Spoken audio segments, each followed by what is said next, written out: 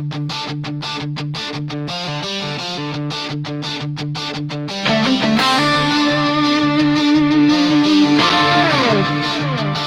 is for the ones who were raised on gasoline dreams, for the lug nuts holding tight through the wild red line scenes, for the families, the drivers, the wrench turning crews, for the chrome, the smoke, and the ones who refuse to lose. Well, horsepower meets heart, yeah, that's who we are. We're a culture, we're a brotherhood, we are rolling motor fire. Build not borrowed, that's the creed written deep in our veins. We turn busted cars into legends and rust into fame. From late night garage grind to race day stadium roars, every scar on our knuckles unlocked 1,000 doors. We don't back down, we don't break, we don't fold. Every ride we build tells a story worth gold. This is for the ones who were raised on gasoline trains, for the lug nuts holding tight to the wild red line scenes, for the families, the drivers, the wrench turning crews, for the chrome, the smoke, and the ones who refuse to lose. Where horsepower meets heart, yeah, that's who we are. We're a culture, we're a brotherhood, we are rolling motor fire.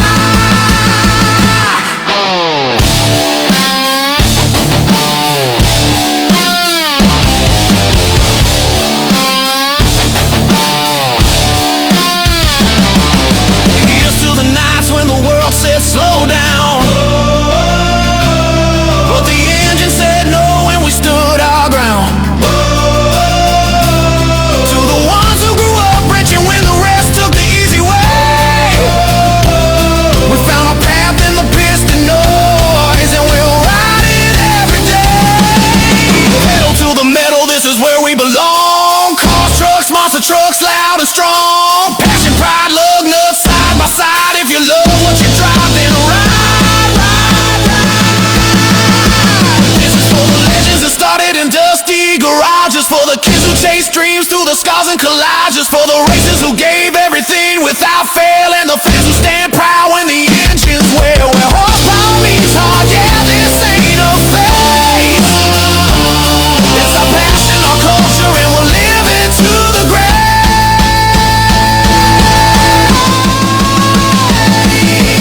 Pedal to the metal, forever in our veins. So look out, we're only getting louder from here. Nothing built strong was ever built out of fear. The road is wide open and the fire won't slow, because this isn't a hobby, this is the only life we know.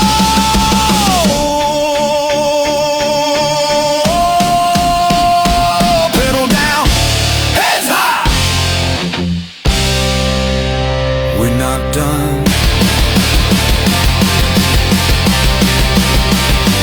Pedal down, heads high. Pedal down.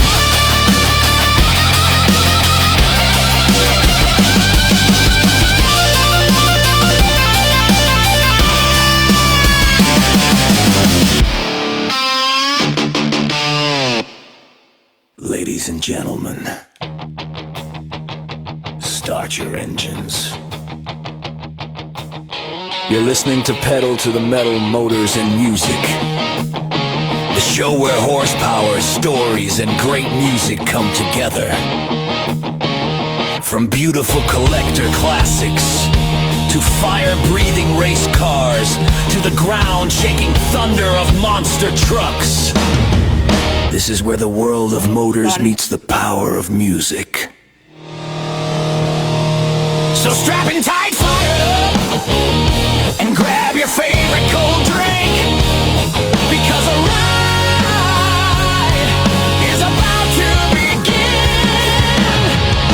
And now, here's your host, Roller.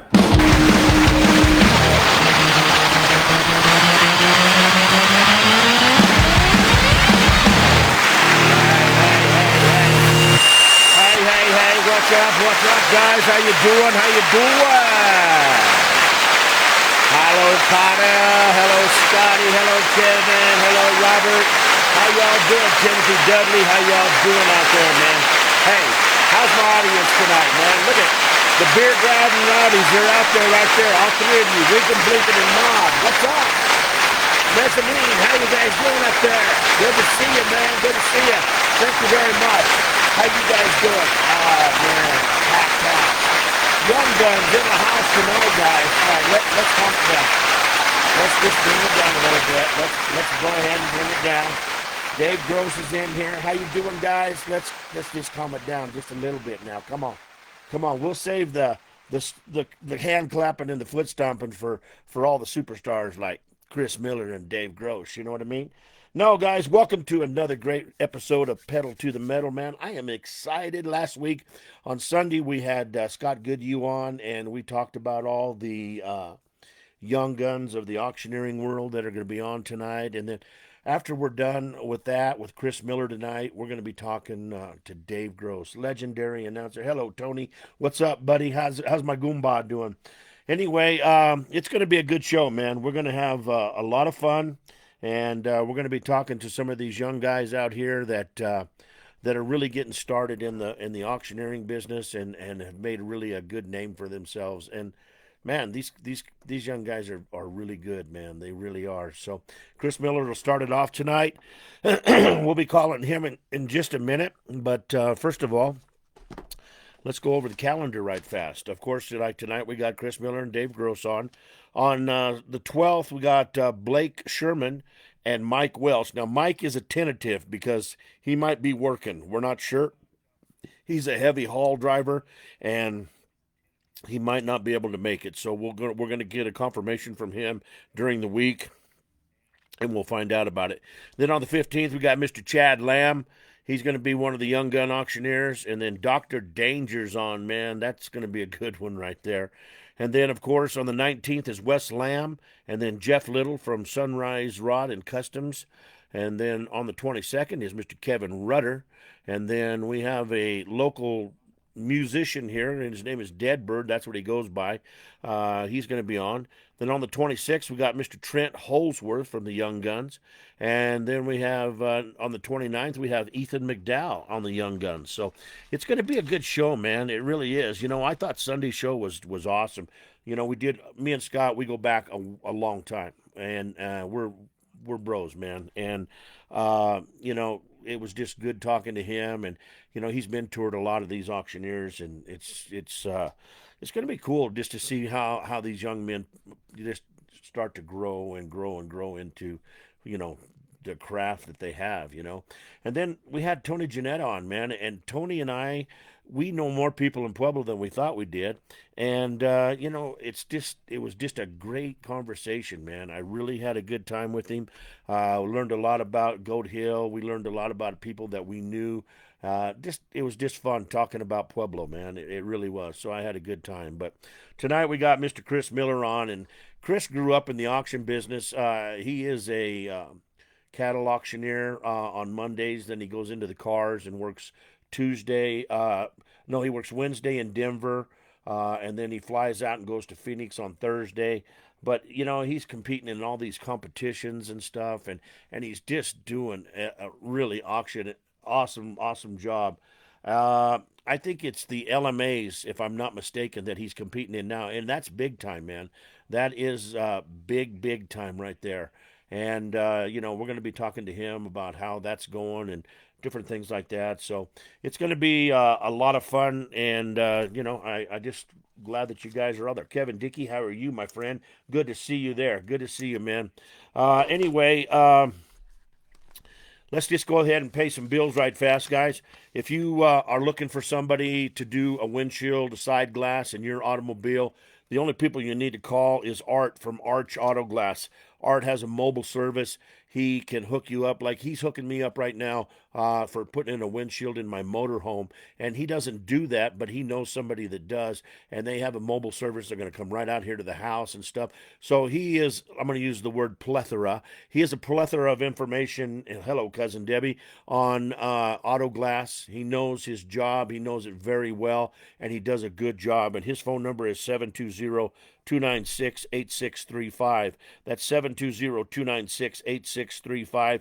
If you mention the show, you get 10% off on installations. So Art will hook you up and take care of you, man. He's a good man. Also like to thank Jesse Scott, Jesse Scott Craft and Creation Studio, www.jessescott.com. Phone number is 715-721-5999. That's 715-721-5999. Or you can find him on Facebook. That's Jesse Scott Crafts and Creation Studio. He makes the big spark plug over here. He makes the light boxes and stuff, and yeah, he does a fantastic job, man. In fact, for the car show on the 31st, we're doing the trophies, and they're the giant spark plugs, and they light up. They'll sit on your desk. They'll hang on your wall. They'll have the logo and what place you put. What place you got in the car show and different things like that. So, going to be a good one. We also like to thank the folks at Broadway Tavern and Grill for donating the third place a $25 gift certificate. That was really cool of him, and we appreciate him very much for doing that. Also like to thank Seppi's Chala Breads right here. They are in the old building where my dad's car lot is, right next to the Broadway Tavern there at 131 Broadway in Pueblo, Colorado. Ellie is a great lady, man. She is going to be let me host this car show at her property. The phone number there is 719-664-2042. That's 719-664-2042. Now, she's closed until the 9th for Passover, and then she'll be open. I'll be heading down there next weekend to line out things for the car show, like the parking and stuff. I'm gonna meet Tony Janetta down there, and he's gonna help me. We're gonna kind of lay the land out for parking the cars and stuff. And it's just that's what people in Pueblo do, man.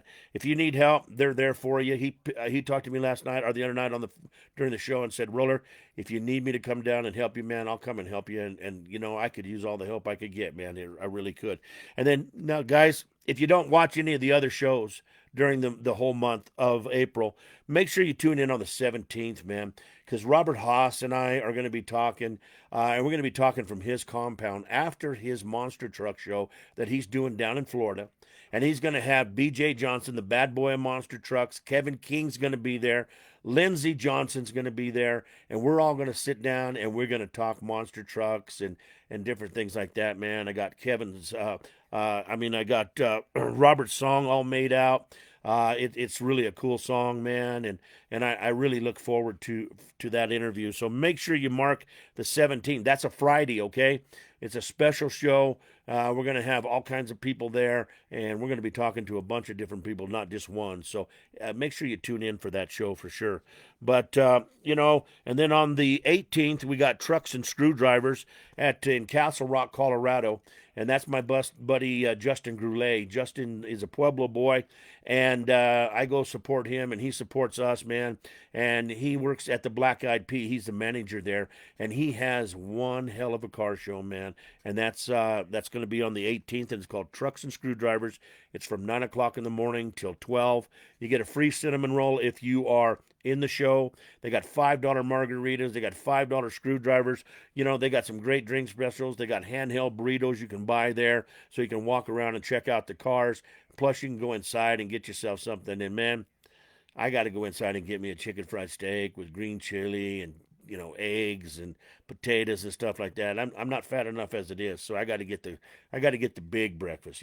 That's what it's all about, getting the big breakfast. So stickers. I still haven't checked on the website. That's www.pedaltothemetalpodcast.com, www.pedaltothemetalpodcast.com, and you can get your stickers packs in there. We have those, and make sure you get them. Ladies and gentlemen, car show season's right around the corner, or it's not right around the corner. It's here. Just face it, it's here. And my buddy Texas Rich at Texas Rich, C10AmericaMagazine.com, he makes these metal prints, man, 11 by 14. I had the paper here. As much as I've done this, and I can't remember all the sizes, but if you just go to Texas Rich's site and get in there, and it's www.texasrich at c10america.com, and he will hook you up on the pricing. He'll hook you up on the sizes. I think it's 11 by 14, 16 by 20, and 20 by 30. The 20 by 30 is the only one you can get in the metal print, the big metal print. It's metal print and metal show board. So that's the only show board you can get is the 20 by 30.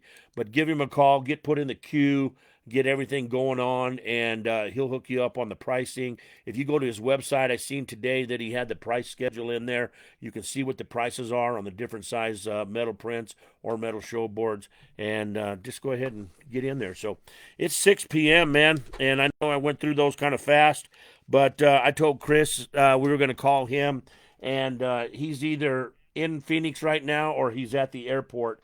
We're not sure what he's doing, so I want to give him as much time as I can, and then if he has to run, he has to run. So let's see here.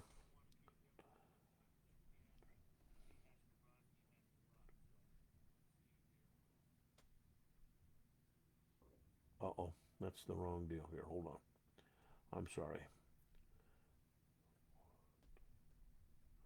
There we go. All right. I was wondering why it wasn't coming up as a dial tone right there. Chris, if you're listening, I'll be right with you, man. I'm just slow, Chris. I'm just Sam Ditto, my brother. What's up, man?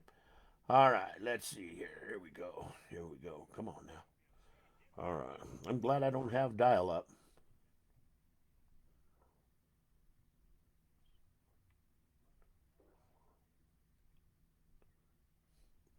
And we'll see if that's going to work here.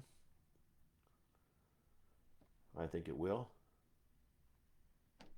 Yeah, we got dial tone. We got dial tone, man. We got it. We got it.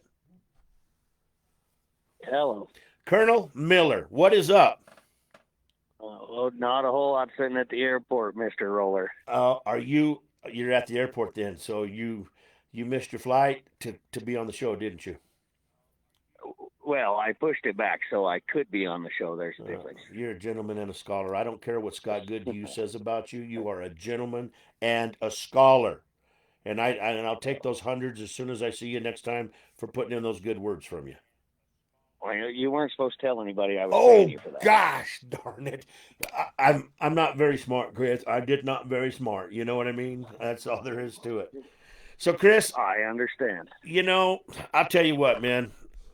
You don't know how many people are so proud of you guys out there, and proud of you too, man. I mean, it's just amazing how far you guys have come and what you're taking your craft to and stuff.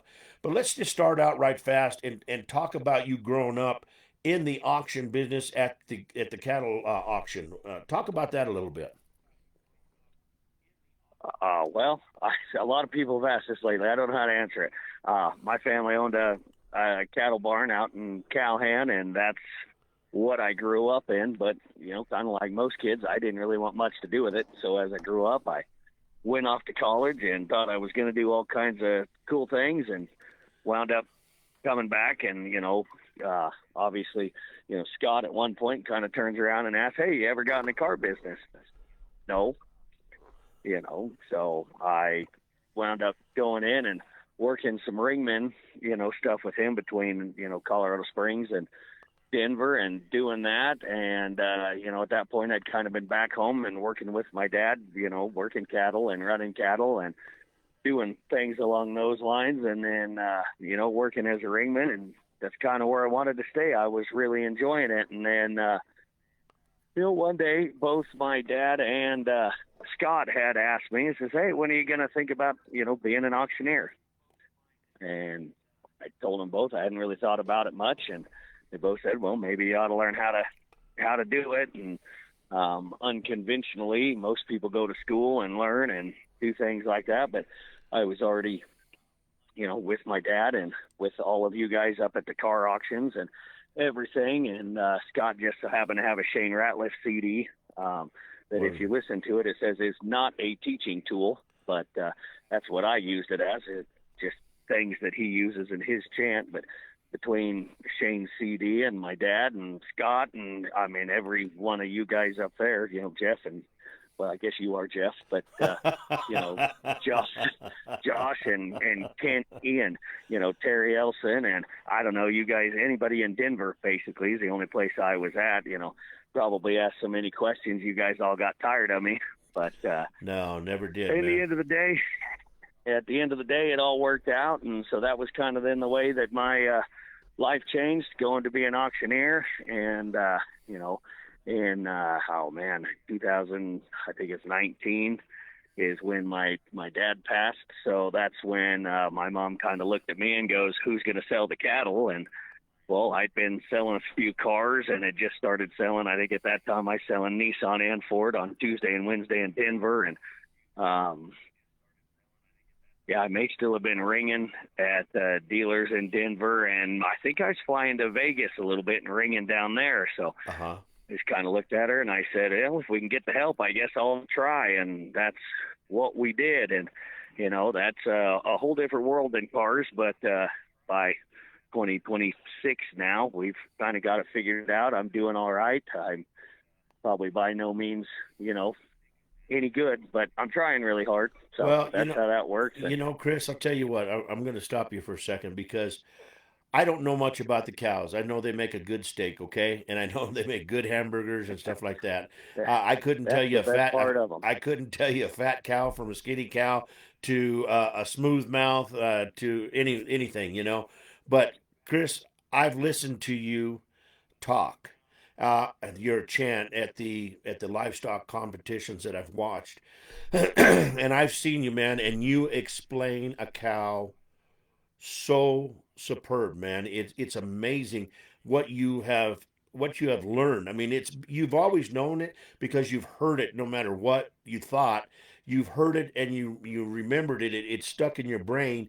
And now, man, you're up there and you talk about those cows and you talk about their shots and different things like that, man. And it's just amazing to watch you work. And I've gotten the chance to see you at the competitions in Colorado at the Colorado Auto Auctioneers contest and stuff. And by no means you should have won a couple of times, man. And that's all there is to it. That's my own opinion. But maybe I'm a little biased, okay? But I don't think I am because there's a lot of us that think that you and Trent and everybody should have won some stuff, man. I really do. But hey, when your time comes, it's your time come. It's just like I knew Ray Holt, and Ray told me one time it was his 10th contest, 10th time being in the contest, and I told him that year. I said, "Man, you should have won that, Ray." He goes, "It'll be my time when it's my time," and then he wins next year in number 11. So it's your chance. It'll be your time when it's your time, and it'll be the greatest thing in the world, man. And one thing I know that's not going to happen to you is you're not going to get the big head. You're not going to get the "I'm the greatest thing there is sliced cheese." You're going to be a very humble young man, and I know that you're going to teach as you go along. And I look so forward to watch you progress. And even after I'm done at the auction, I'm going to still come out there and I'm going to sit there and watch you guys, man, because I just love hearing you guys' chants. It's just it's so cool. Each one of you have your own chant and stuff, and it's amazing the job that you guys do, man. It really is.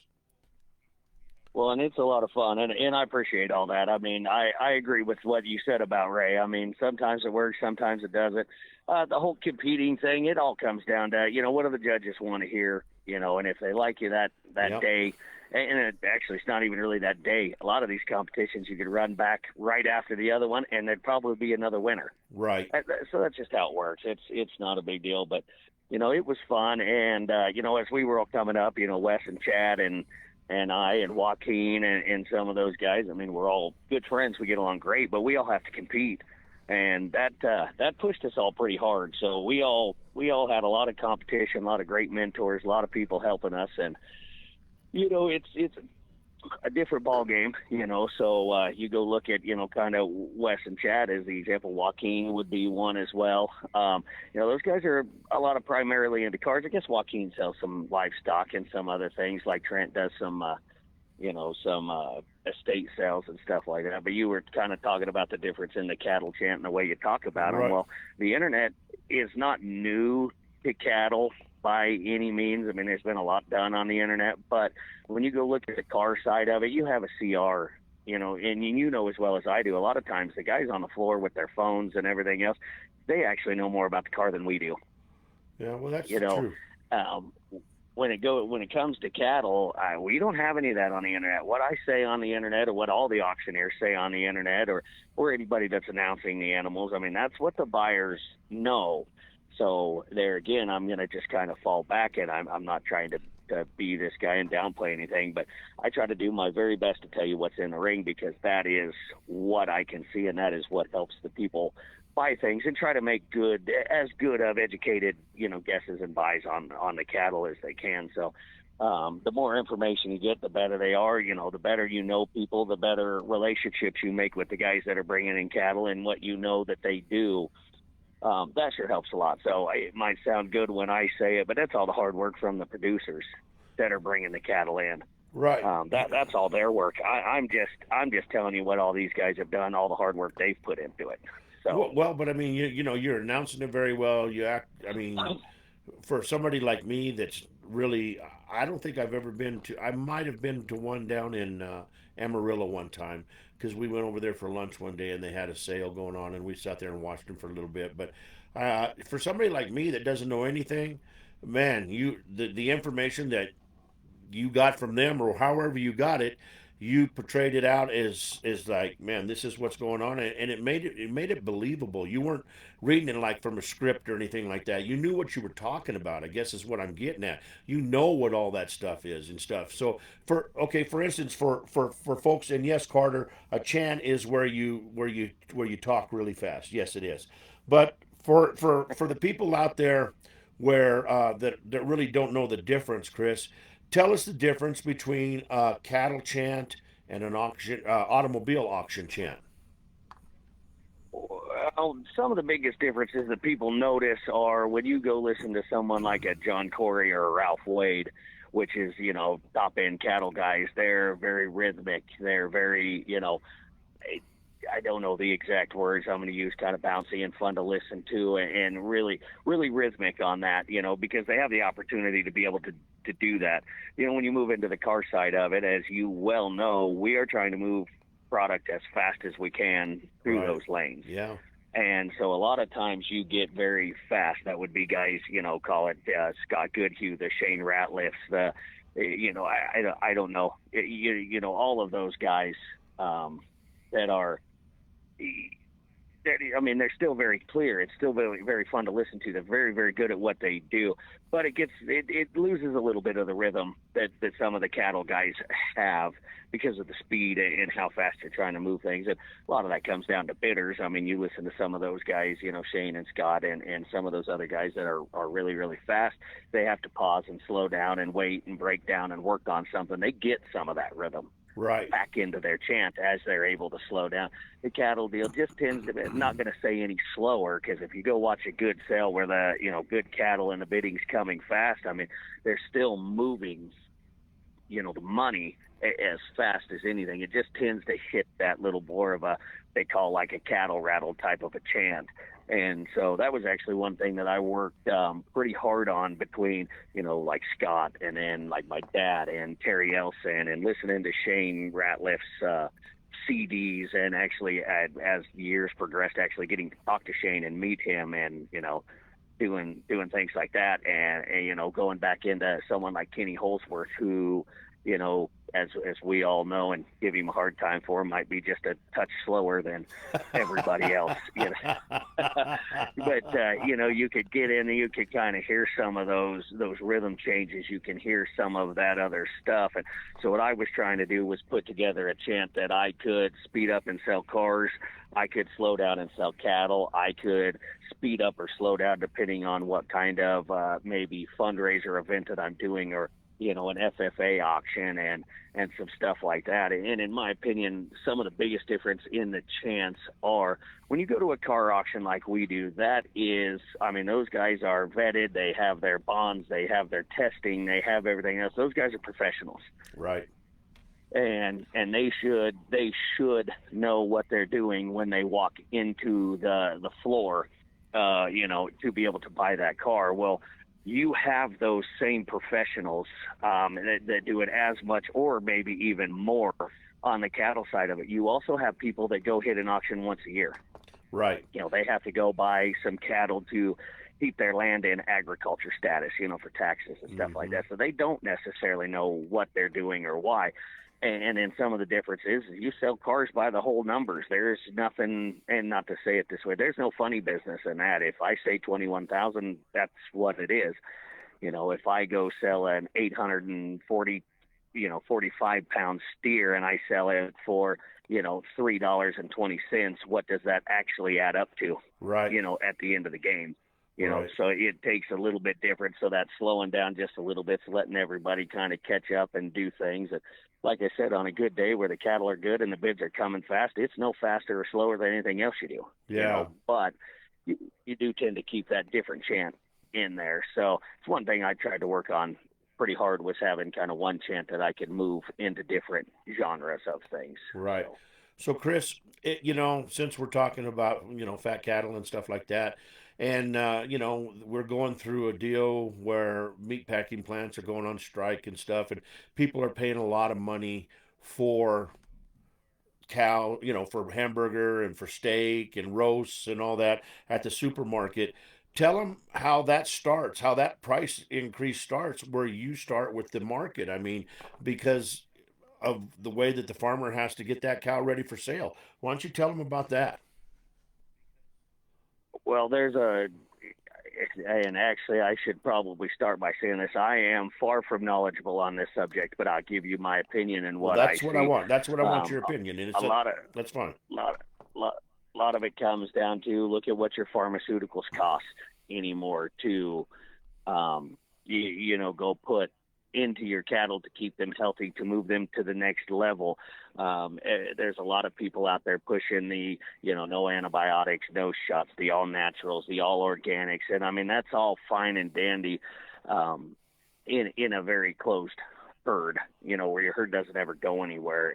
And you do things like that. But if you're going to try to push your cattle into the next level and get into what what I'm going to call the market animals, where they're eventually going to have to hit, cell barns or trucking or feedlots or things like that, getting those antibiotics into those animals actually helps the animal, by, if you're on the same ranch all the time, mom already had immunities to a lot of those diseases on that ranch. She passes it down to the baby.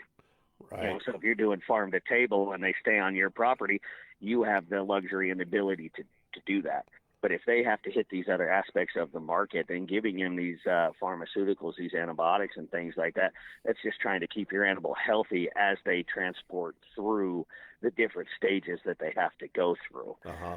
So first off, your pharmaceuticals have gotten very, very expensive through the years. So that's causing some of it. And then, as everybody in Colorado at the very least can see, they're doing a ton of developing. That's one thing down by us. We're losing land, regularly to big developments coming in and putting, hundreds of houses on what used to be a big ranch running, hundreds of head of mama cows, that those calves would then eventually be able to hit the market. Right.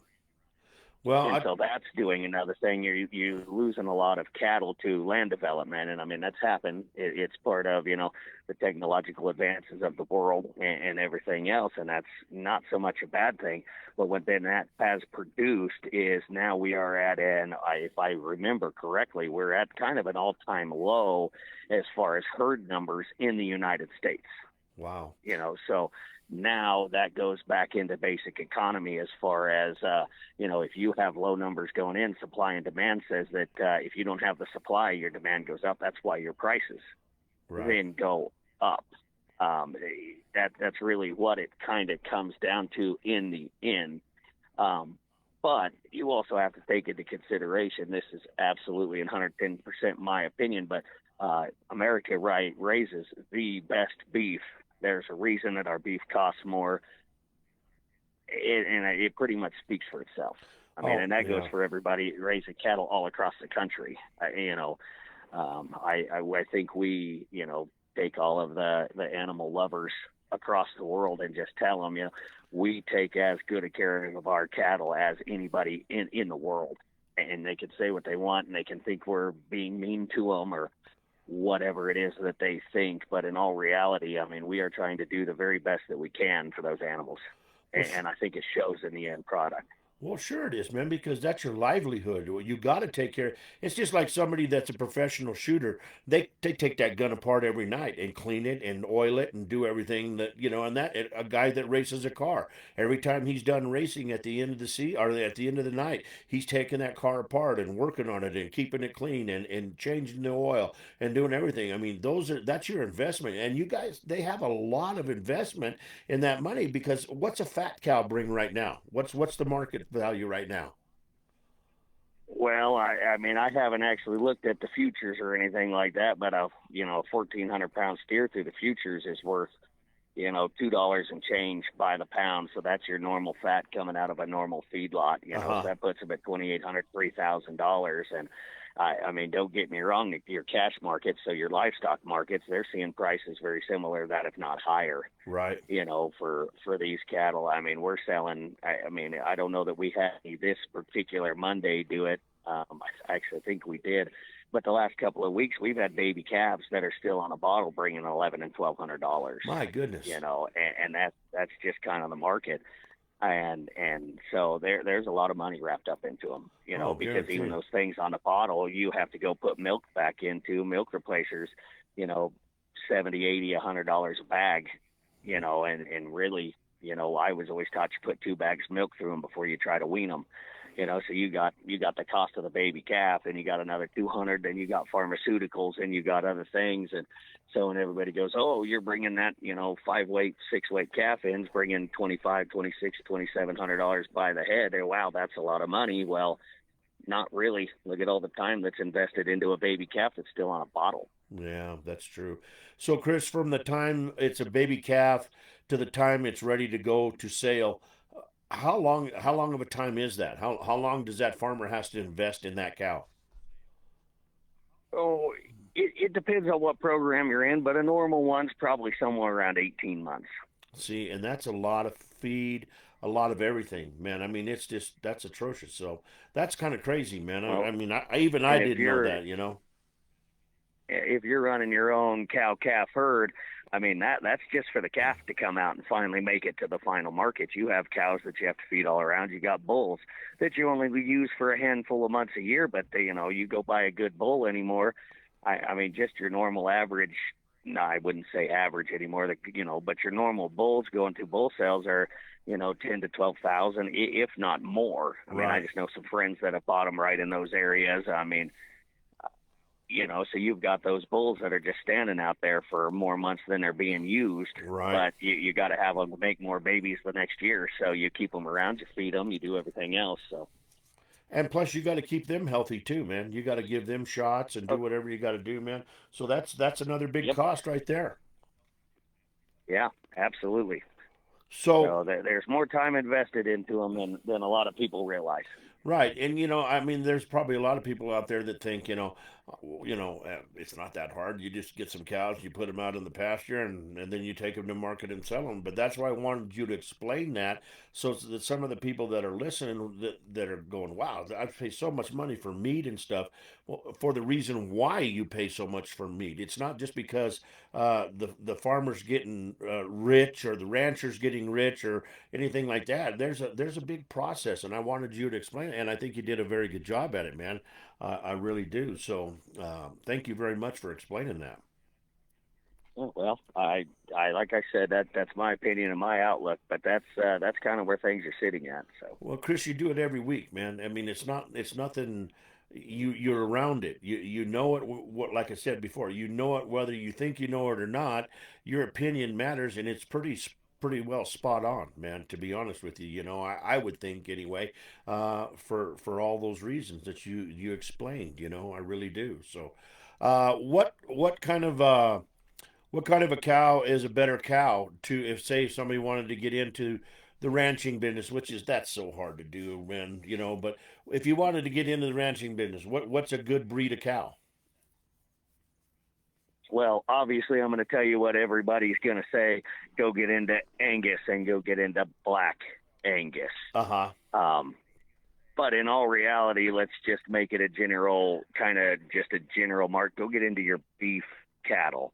And there's a reason that I say that. They have, through all the years, all of the breeders working on genetics of any kind of your solid beef cow, and they just, at the end of the day, they grow better, they make more weight per dollar cost. Now, there are people that will absolutely fight me on that, and that happens. But in the grand scheme of things, if you go get a longhorn, and that longhorn has to spend another 90 days in the feedlot to get fat, and you got that, that longhorn in there at $2 or $3 or something like that a day, at 90 days extra that it takes to get that longhorn fat over a good beef cow, um, winds up to be quite a little money. So that's when you go back into the markets and you see that, where a good beef calf at, call it 500-600 pounds is bringing $2,500-$2,600, and you go get a longhorn that comes in that brings, 12, 15, maybe $1,800, and sometimes not even that high. That's where your price difference is at. So Right. if you're going to go get in anything but a beef cow, you need to be able to, don't just go look at somebody's market reports, because every sale barn puts them out. Yeah. But 98% of those are your good solid beef cattle, not your exotics. And and I should say, and I use the word exotic, but that may not be right. Your niche-based cattle, so your minis, your longhorns. I mean, unless you're gonna rope, the longhorn world is just tough. It happens, but your miniature Highlanders, your miniature cattle in general, Highlanders in general, some of that stuff that everybody has pictures of that they say, oh, that's so cute, I want one. There's people out there that are making piles and piles of money on Yeah. those cattle, and good for them, because that they have found their market, and they're in it.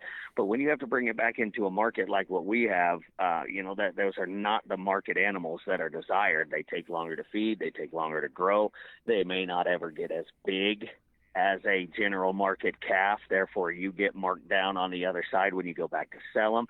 They may be as fat, they may taste as good, they may turn out just as well, but where a mini is going to come in and be fat at 1,000 pounds, and 2 years old or 3 years old, you're getting a good beef calf at 18 months old that's 1,400 pounds. The yield and everything is far greater on that calf than it Right. is those 2 or 3 year olds. Yeah. Well, you got people like my wife that wants a Highland cow so bad, and then all she wants to do is look out the window at it and say she has a Highland cow, and then she has a dumb husband that doesn't know anything about cows, and he's supposed to take care of it. I mean, of course, that's not going to happen here at the old rolling with the flow place. I'll guarantee you that right now. But that's right. I mean, it's a novelty right now more than anything than with some of these people. They treat them like they're their pets.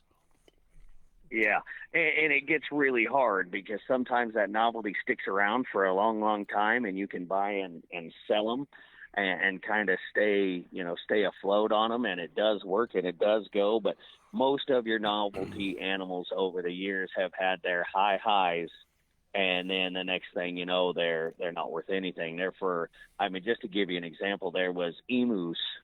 That's the little ostrich looking bird, and Yeah. that is about all the more I know about them, to be 100% honest with you. There was a time that those things were worth piles of money. I think my dad had told me that years and years ago they sold one at our little sale barn for like $10,000, and I may be exaggerating, over the years and things, but it was a large amount just at our little sale barn. Well, now, you go sell an emu for, five, six, $700, and you kind of just blew everybody's doors off, going, "Wow, I can't believe you got that much money." Well, just imagine being the guy that had to go get that emu at $10,000 and bring it back a handful of years later at 600 or 700. You're going, "Huh? Well, that didn't work out very good." No, and Yeah, that darn wife of mine. And you can ask, yeah, ostrich wranglers like Scott Schoenberger and stuff. He's an ostrich wrangler, and he knows all about them ostrich. And he can tell you how productive they really are, and how much they really bring. I mean, that man knows a lot. There's some Yep. goofballs on here. There's a goofball on here tonight, and he wants me to ask you, and then I'll let you figure out if you know who this could be. Can you ask Chris if his beard is real? Now, who do you think Well, that would I get be? that. I wouldn't have a clue. I feel like I get that answer or that question quite a little bit, but in the grand scheme of things, absolutely not. I paint it on every morning. It is fake. Well, I'm just going to let the cat out of the bag. It's a guy by the name of Scott Goodhue. Do you know him at all? Oh, I have met him before. Yeah, He's yeah. trouble. He's been around. I probably should have guessed that one, but He is trouble. I mean, he's real trouble, man. And I mean, he really is. He might have a fast chat. He might have his. I think the reason why he tries to be this way is because he has his own song. He's got his own auctioneer song, the traveling auctioneer, and yeah, I heard that. I heard that the other day, and he gets that way. But I've learned to like him over the years. yeah, that's the truth. Me too, man. No, but he did say here at the other. He said, all seriousness, Chris is a rising star and couldn't be more proud of this young man. So I know he's proud of you, man. That's a proud uncle right there. I promise you, man. He really is guaranteed.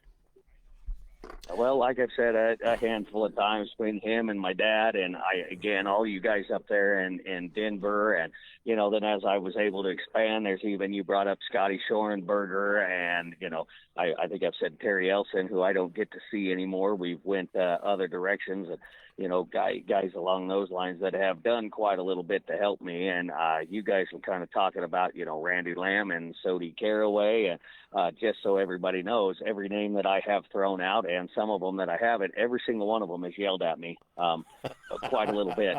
I mean, I can remember my first week or two working with Randy Lamb, and I finally Oh went my back to God. Scott one day on the way home and told him, I said, I guess I'm not going to be able to do this. I said, I cannot figure out what he wants me to do. And so the next week he turned, I said, well, you're not done yet. So next week I got in the car and we walked over to Randy, and Randy just put it about as blunt as you can. And he looked right at me and Scott and said, well, if you don't learn to listen, I don't know what to tell you, kid. And I thought, well, I guess I'm going to have to learn how to listen. I don't know what that means yet, Uh, but we're going to learn to listen and go on. And, so, yeah. yeah, I get yelled at. I still to this day get yelled at regularly by most of you guys. So, it's part of the fun anymore. Chris, I don't yell at you. All I do is just knock my gavel on your block and scare you a little bit. That's all I do. I And don't you're yell going to at you have to start anymore. bringing me some pair of jeans. You're going to have to start bringing me some spare jeans, or this whole going to Phoenix thing's going to get a little awkward. There's a lady on here by the name of Lauren Miller. Would you happen to know her at all? No, I don't. Could you block that? She's probably not saying anything nice about me. That No, much she I didn't could say. She probably said guarantee. she's, and it must have been some kind of conversation that we were having. But she said his wife also. So that's all she said. And I'm not gonna. I'll never. I, Oh I yeah, love for this lady yelling to at me, death. I'm I sure. love this Yeah. lady to death. So yeah, no, that's all. Yeah, of course, his wife yells at him because that's just what wives do. I mean, it's born in them. Well, I think she expects me to be smart, but she's known me long enough to realize that I'm not. So at some point, and I tell her this regularly, that I'm not responsible for her bad decisions, and I may have been one of her bad decisions. It happens. So, Chris, you do a lot of competitions, man. You do a lot of contests and stuff, and you've done really well at them. What I mean, we did competitions when we were younger. I mean, I was part of going here to all the world championships and stuff, and placed really. I placed second. I was the first loser in one year with me and Scott, and I mean, the competition does more than just being a competition for the it builds friendships, it builds relations and stuff like that. Talk a little bit about the contest and why you chose to start going to the contests. Well, I guess if you want to know the 100% fact is Wes Lamb made me do a lot of them there in the Uh-huh. beginning. He was the one that made me get into the Colorado auction. I mean, and amongst others, but they're, right along my peers was Wes. Well, if I'm going to do it, you better go do it. So we actually did our first. I think we had done the Colorado auctioneer competition once or twice, and we decided that we were probably good enough to go ahead and go out to Missouri for the WAC and do that. Looking back on that one, neither one of us probably should have been there. But we went and did it anyway, which worked out great in our side of it. I can't really say that I did a lot. That's kind of where my wife has come in. But my wife sat down and made friends with Toya McLeod there out of Texas, He's awesome. and Steve Holt. On Another that great particular auctioneer. yeah, on that particular trip. And I still talk to them. Steve called me through COVID to go help him with his power sports sale there in Denver when they were trying to get that one kicked off of the ground, Uh and huh. get to see Toya around every now and then when I get to go to fill in and help down there in Vegas. I get to see him and talk to him every now and then, and do some other things. So that's something that obviously has lasted throughout the years. And then, of course, I mean, there's a pile of other competitions that I've done, and a lot of that goes back to my wife, to where she goes and makes a friend and kind of looks at everybody and goes, "Hey, see that dummy sitting in the corner reading a book?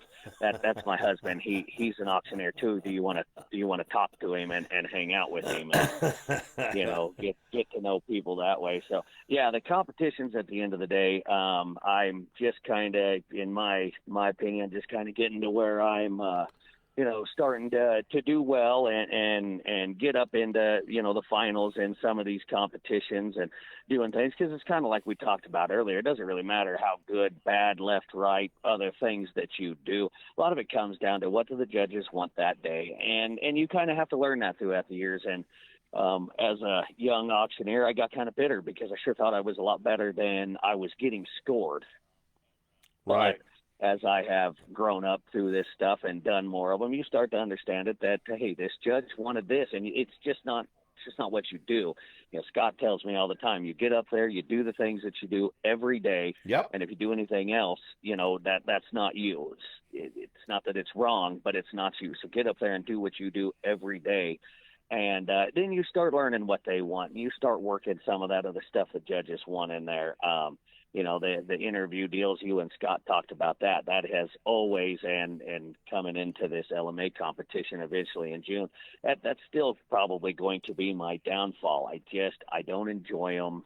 It's not my favorite part. It's something I'm learning, I'm working on, I'm getting better. But those are a lot of these, especially in the LMA one. I mean, that's a big time deal. They actually expect quite a little bit out of their champion, and looking back on it, it does make sense why they want all that. Uh huh. So, as much as I may not like it, if you want to go in and you want to compete and you want to win that particular championship, you have to be able to answer those questions. You have to be the ambassador that they want, or they are not going to, put you up there in a position to win. Right. Right. So, and that's just how it happens. There's nothing wrong with it. We can whine and complain about it, but that's how they set up their competition. So if you want to do that and you want to win, that's how you do that. So, Well, your wife just chimed in just a minute ago and explained what her comment was. She wants a Highland cow, and you won't get her one. oh no, she's not allowed to have a Highland cow. We don't have those kind of animals at our house. Okay. I'm gonna just tell my. Yeah. Can I use that saying with my wife too? If you're willing to get beat at the end of the day, yeah, that's fine. It doesn't generally go over very I'm well used with to. them, I'm but used to it, so I'm gonna use it, man. yeah. I'm gonna roll with it. I got a new Well, pair of tennis shoes. I'll run fast. yeah. Notice I'm sitting at the airport saying it, not sitting at home saying it. Yeah. Yeah. I have learned I'm a little bit smarter than I once was. Right. She Right. just got a new she just got a new Camaro, so she Yeah, can she she did. can hold off on the Highland cows. There you So go. That I think the Camaro's a better deal anyway. I really do. I I agree. I like the Camaro. So, Chris, this year you got on the board for the Colorado Auto Auctioneers Association, man. What do you hope to bring to the board? What do you hope to bring? I mean, just like I said, to bring to the board. Well, I don't know if you would remember I mean, the one meeting out of honestly a million, or well, maybe not millions, but a bunch of them that we had. And it actually kind of came out of Ray Priest. And he kind of looked at everybody one day and he goes, well, you're going to, may have to be the change that you may have to be the change that you want to see. And honestly, kind of resonated home a little bit. And I would like to see the Colorado Auctioneer Association kind of become, and this might be mean to say, and I guess I don't know, but kind of become relevant again and be a part of the Colorado Auctioneers, as a whole. And I feel like there's been some things that have happened throughout the years, and I honestly don't know all of it. Or actually, I probably really don't even know the tip of the iceberg. But Right. back years and years ago, when Wes kind of made me go start doing it, I felt like there was bunches of people there, and it was really fun. And it has just dwindled a hair. Not bad. I don't want to talk bad about it. Everybody's still doing a good job, but my idea and my vision for it is how do we get it bigger and better, right? And I think that's what everybody on the board in the end is trying to do. And so it's kind of like voting and everything else. I mean, if you don't at least throw your hat in the ring and step in there and try, how can you continue to sit back and whine about it?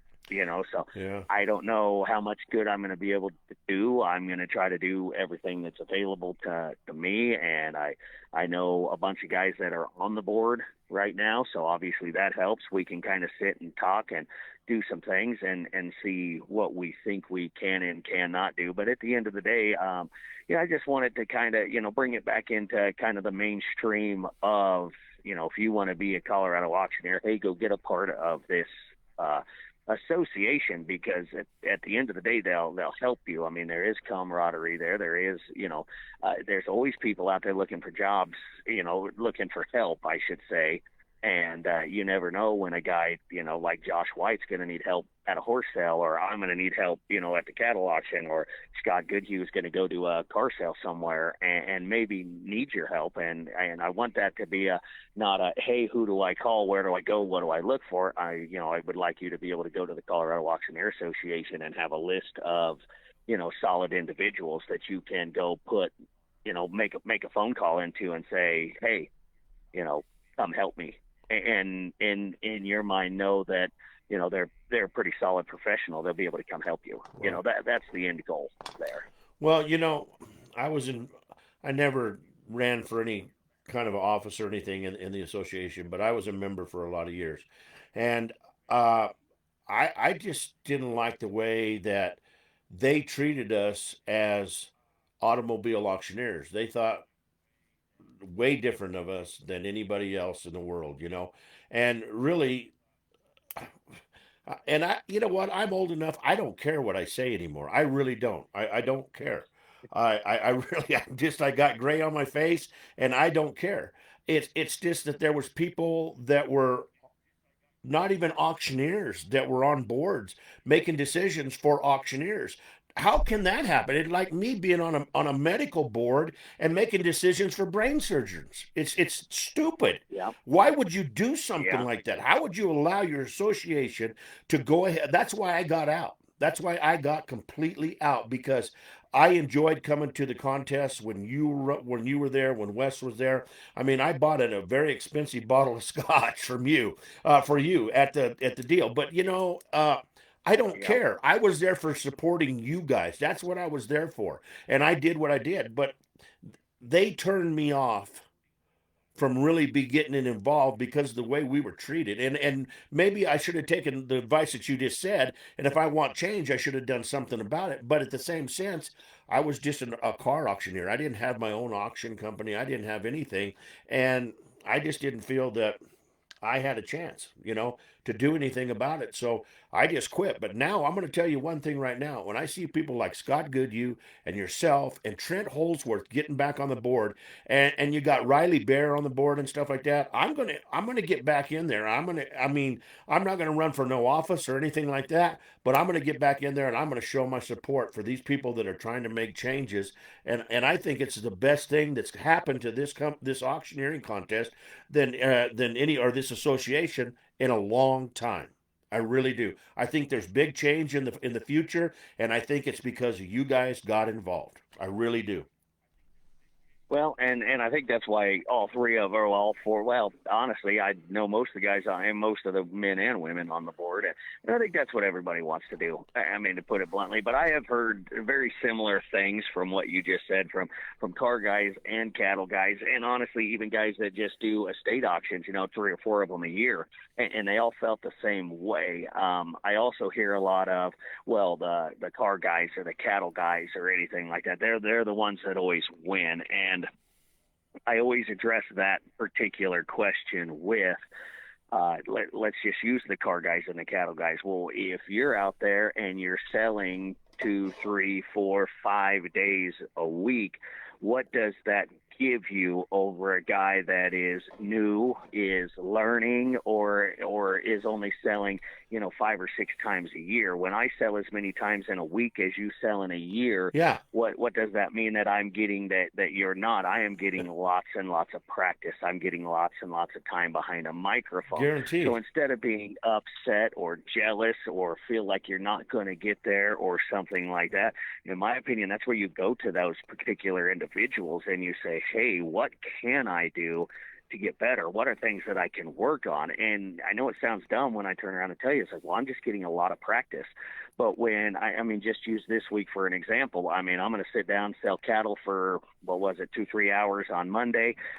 Took a day off on Tuesday to go do, I don't have a job. So if I say take a day off, like it was my choice, but I don't have a job to do Right. that day, as far as selling goes. And I come up here and just on this particular week works out to be a really good week and a really good example of what I was talking about. I get to sell my normal sell from 9 to 11 is kind of what it took today.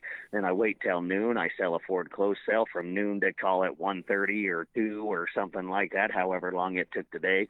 And then I'm sitting at the airport. I'm going to Phoenix, going to sell another 100 cars or so tomorrow. I'm going to go back Friday, try to get my ducks in a row. Then I have another estate auction with actually Todd Natale, who is also on the board, Double Diamond Auctions. I got to sell for him, Saturday morning, and then I got to leave. My wife's actually going to try to pick me up Saturday night. I'm going to go do an Elk Foundation sell Saturday night, and then I'm going to take a day off. Actually, we're gonna take us a little day trip over to Colby, see a friend of ours, and then turn around and come back. And then I'm going to be there Monday to sit down and sell cattle for a couple hours again, to start my whole week over again. Well, how many of those people that are feeling like, oh, the cattle guys, the car guys, the guys that sell all the time, they're always winning. Why is that? Well, look how much practice I just got. Well, that's the truth, Look how man. much work I just did in 1 week. And that is not a typical week for me. Don't get me wrong. It just happened to really fit my point very well when Right. I said that. But But you're very busy. You still are very busy. You're always active. You got at least, no matter what, you have at least 3 sales a week, no matter what. yeah, That you are sitting right. at 3 study sales a week, and that's more than some of these guys are doing. I mean, they really are. We got Ethan McDowell on here. Hello, young man. What are you doing, Ethan? He's going to be on at the end of the month. Ethan and them, they have their own sale barn down in Pueblo, man, and I Yep. see Yep. him really moving up the ladder and starting to do some great stuff, man. He's making commercials and he's doing stuff like that for his company. And my dad used to buy at Pyramid all the time, man. And I've never been out there, but I've seen Pyramid grow more and more, and that's because I think that Ethan's involved and he's wanting to take it to a different level.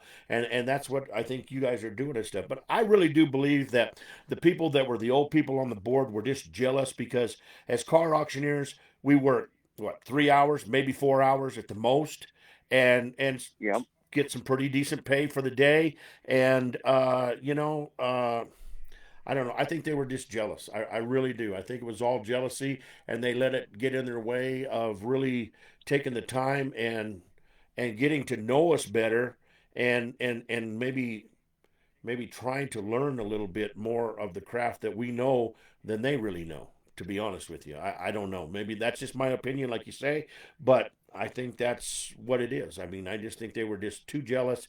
But hey, some of them guys.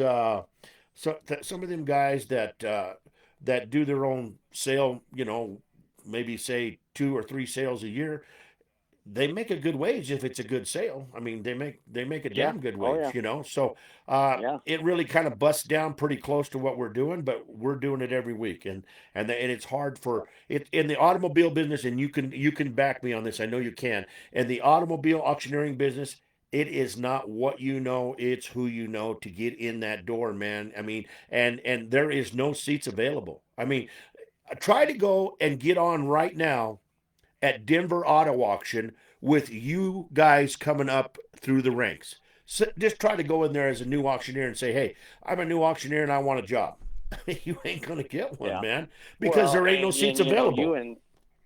you and Scott kind of touched on that point too, and I mean it's kind of pushes the wrong button in places, but some of these bigger companies have been getting rid of ringmen. That is, in my opinion, and you can talk to Wes, or you're going to talk to Wes and Chad, Trent Holsworth to a certain extent, Ethan McDowell, who buys at these auctions and things Right. like that. They'll all be able to kind of tell you. Blake Sherman, for that matter, does the same thing.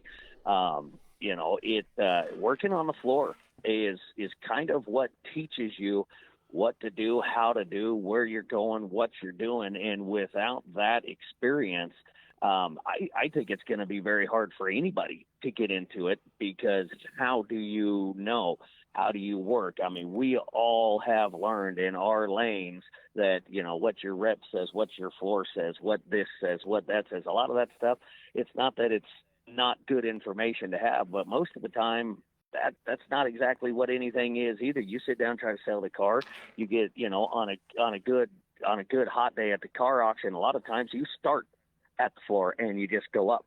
There's other days where you have to drop so far back you can't even Yeah. see the floor, and you work and you grind and you push and you move and you barely get anywhere, but you got to look at that rep next to you and say, I think that's all the money we're going to get. You got two of the best buyers on the house, and they are both looking at it, going, That's "No, true. we're that's where we got to be done."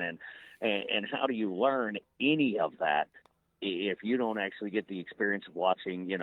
Again, like all you guys up in Denver that have mentored me throughout the years. Like, how do you get to do that? And then where do you kind of get the gumption to be able to go look at somebody who owns the cars or is the rep of the cars and say, "Sorry, man, you got too much money in this car, but I think you need to sell it because that's all you're going to get." Right. You know, Exactly.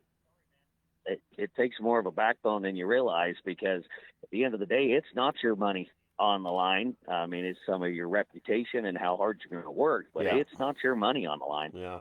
So when you got to look at a guy and tell him he's got to take a $5,000 hit, on something because there's just nothing left out there, Yeah. I mean, it's hard. That's You where don't you, ever want to see that, but sometimes it happens. yeah, that's where you got to build that trust with that rep, and I think Scott does it so well. Scott will tell him, "Hey, guy, whoever he's got on there, man, and just tell him, hey, I really think that's the market on the car today, and I think you need to sell it." And they trust Scott. They trust that Scott knows Yeah. what he's doing because he does so many sales a week. He knows the market, and it's just the way it is, man. I mean, you got to build that trust with those reps, and Well, it and all one start it thing I starts on the see floor Scott too, man. Yeah.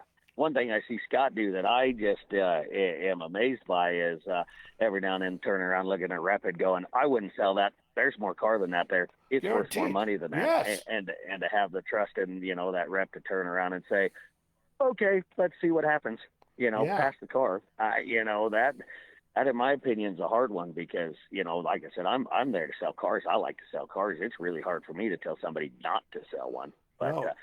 I've watched him do it. I think that's pretty. I think that's a pretty neat deal. I don't know that.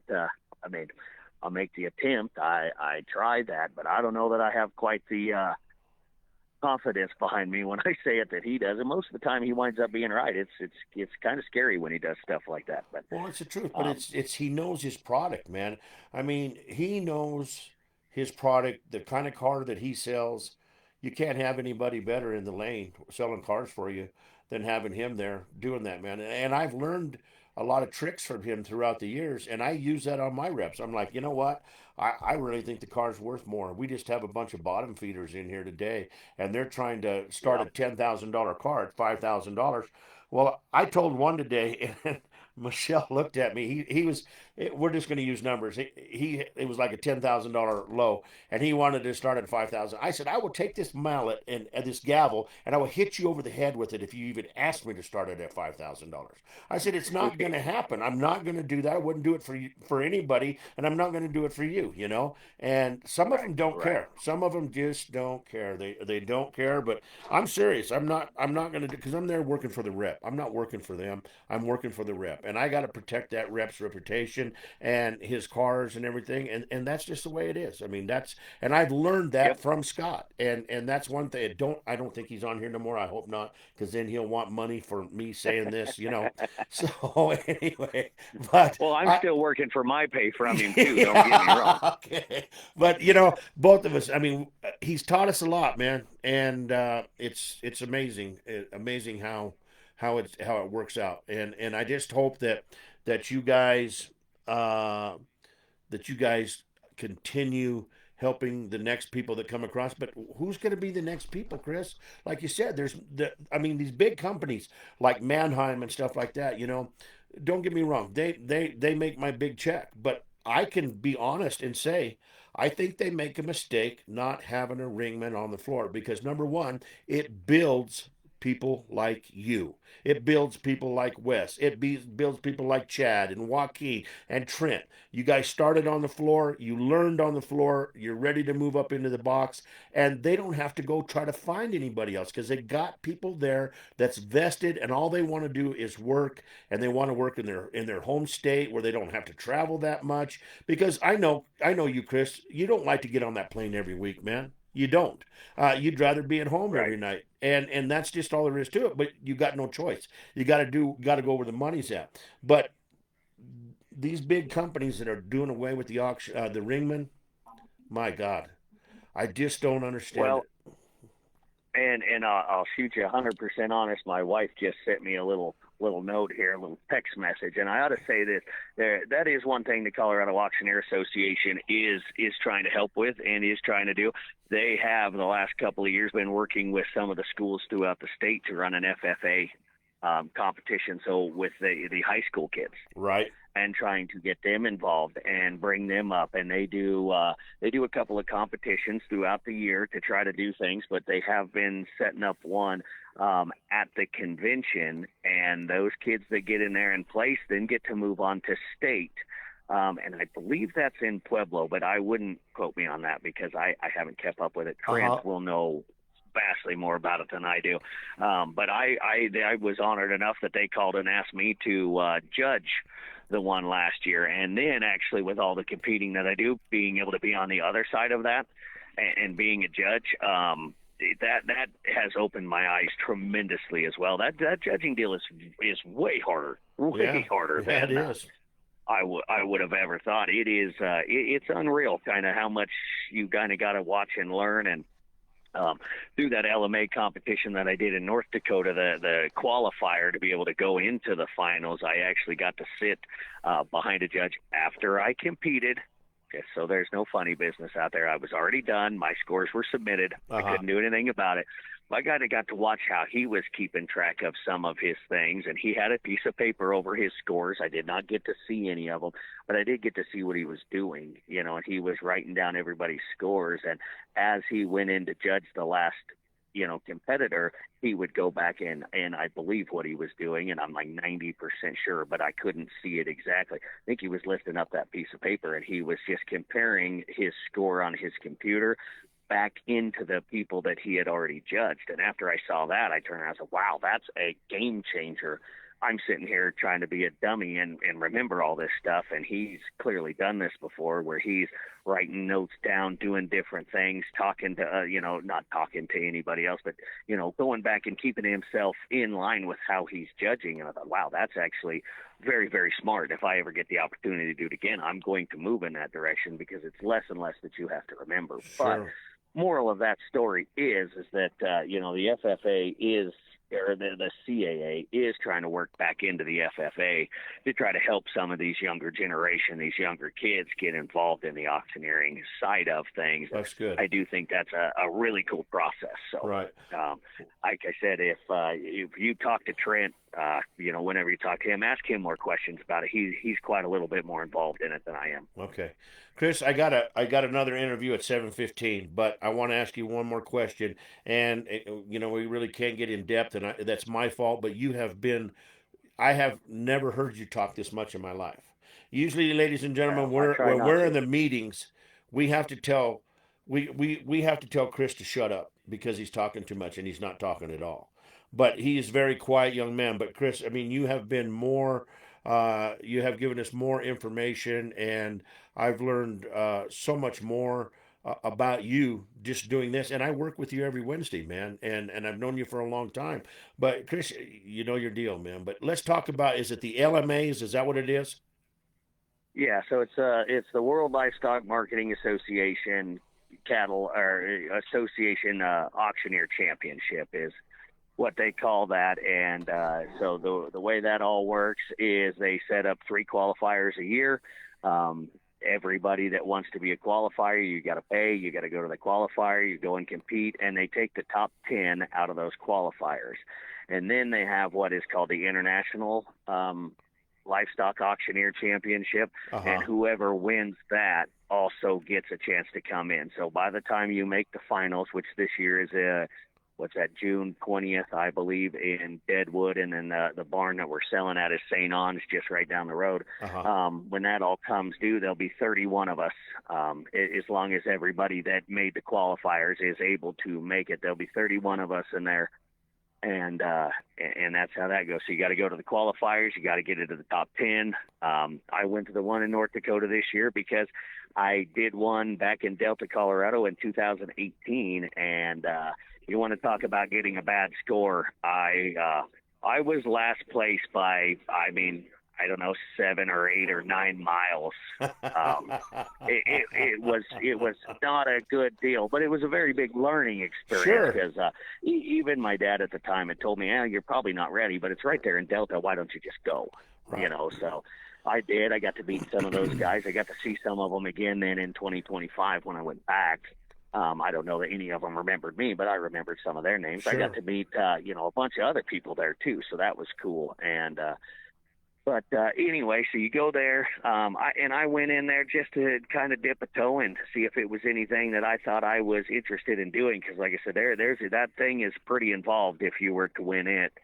And I just kind of wanted to dip a toe in, see if I was even on the right track, if I was even somewhere that, in the realm of reality with some of these cattle auctioneers that do this stuff every day at big barns and sell thousands and thousands of head, a day, let alone a week. And Right. went in there, and I was very surprised. I actually wound up 5th in that qualifier, so I actually tied for 5th. A friend of mine, Travis Moniz, we tied, and he was sure to tell me that the only reason I was in front of him is because my name starts with a C and his name starts with a P.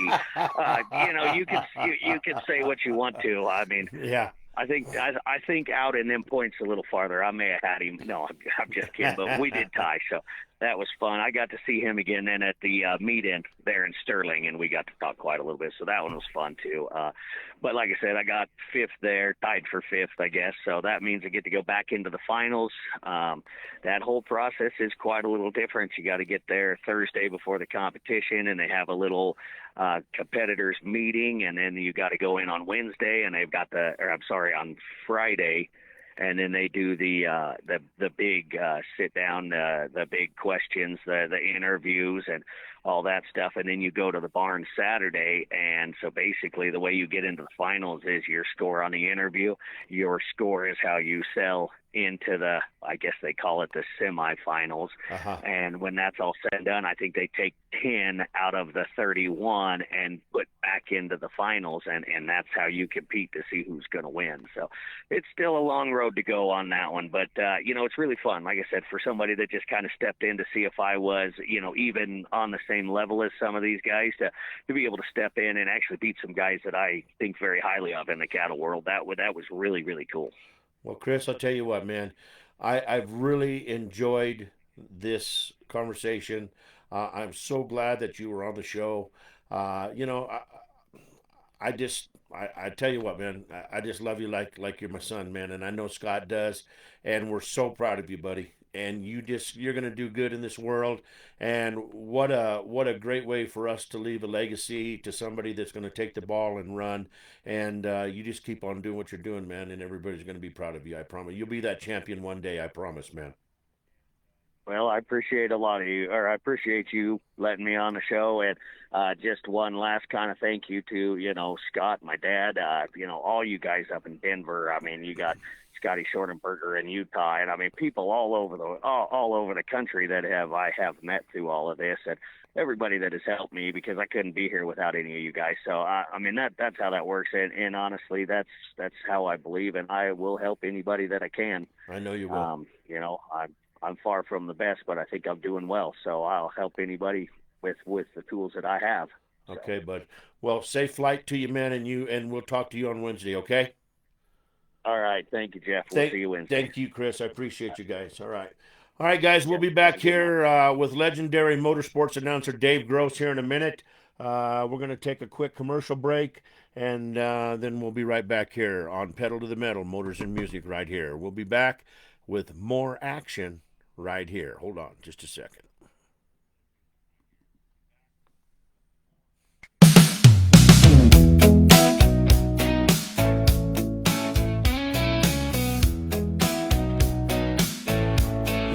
Let's take a look at our new partner, 6ix9ine Graphics and Design, a small design and marketing company, big on personalized service.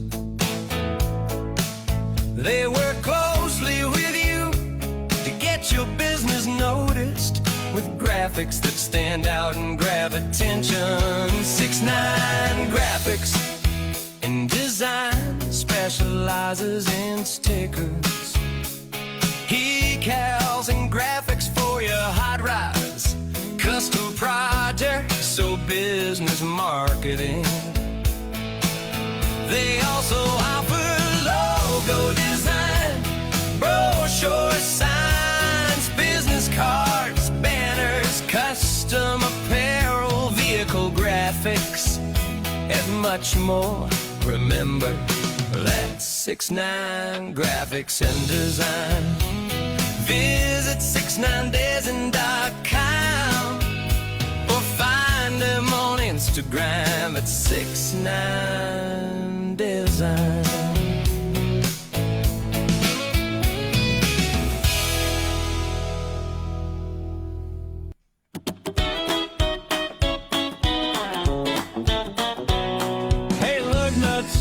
Pick me up to start your day.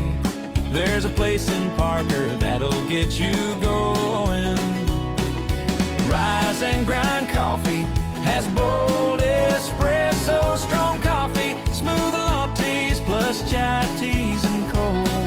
Smoothies, regular or decaf, whatever you're in the mood for. Hungry, grab a hot breakfast burrito or a fresh muffin, quick, simple, and ready to roll. Got something coming up, any event or party you're planning, they've got a portable coffee cart that brings the coffee right to you. Fresh drinks served on site. Local spot, good coffee, good people. Rise and Grind Coffee, fueling your day, one cup at a time.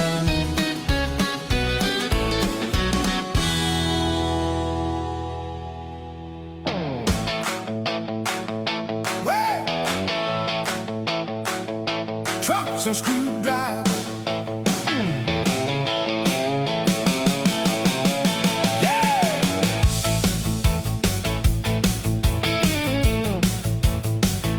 Trucks and Screwdrivers is back in town.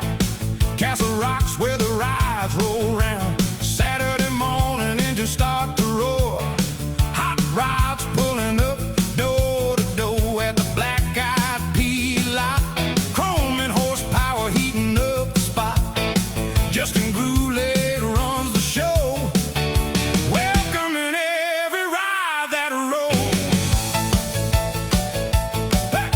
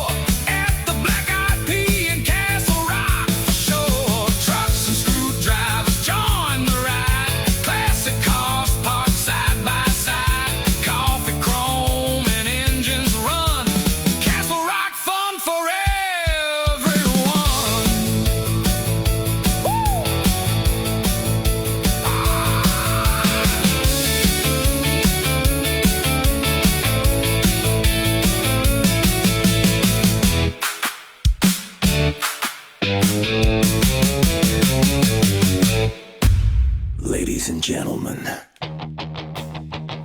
start your engines.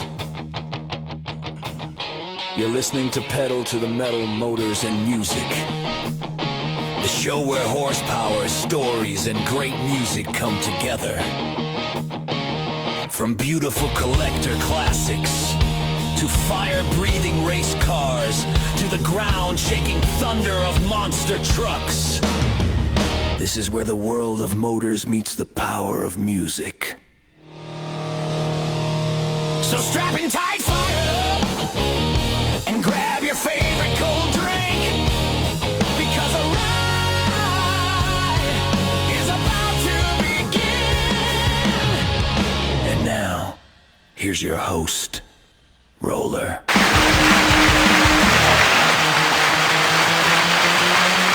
Hey. Come on with it. Let's make some noise out here. Let's get a big round of applause for Mr. Chris Miller a little bit earlier tonight, guys. Way to go. Welcome, and welcome everybody to the show. This is the second half. All right, come on now. Let's just calm it down. I know that you're all here to listen to Dave Gross talk. I'm just Roller. I'm the guy that just happens to have the equipment to make this all happen. Okay? So thank you. Bring it down to you three in the front row. I'm going to put you on bartender, half drinks for them. Don't, no more. Just they're getting a little crazy down there, all right? Put your shirt back on. Boy, I'll tell you what, you give these guys a little bit of alcohol and it's crazy in here. No, guys, I'll tell you what, man, that was such an excellent interview with Chris Miller. For you guys that don't know Chris, Chris is not very talkative at all. He's a very quiet, but he listens. He's always, you always know he's listening. And I was really impressed with that interview. And we're going to have, Debbie, I'm going to have to watch you too. But anyway, I hope the other ones turn out that good, and I know they are because these young men have a passion for what they're doing. And like I said, let's see here. We got Chris, we got Blake Sherman on Sunday. That's going to be a good one, so we look forward to that. And then we got a lot more coming in. But now we're getting ready to call the man, the myth, the legend, fellow motorsports announcer. I've never met him. I've talked to him on the phone. I've heard about him through my career, and everybody talks so highly of him. And so we're going to get him on the phone. And I talked to him yesterday, and he said, Roller, might be just a little bit nervous. I said, don't be nervous, man. This is two guys sitting down talking about something special that they do in their life for a lot of years. And you know what? We're going to have a good time. So that's exactly what we're going to do. We're going to give Dave a call right now here. Let's see here.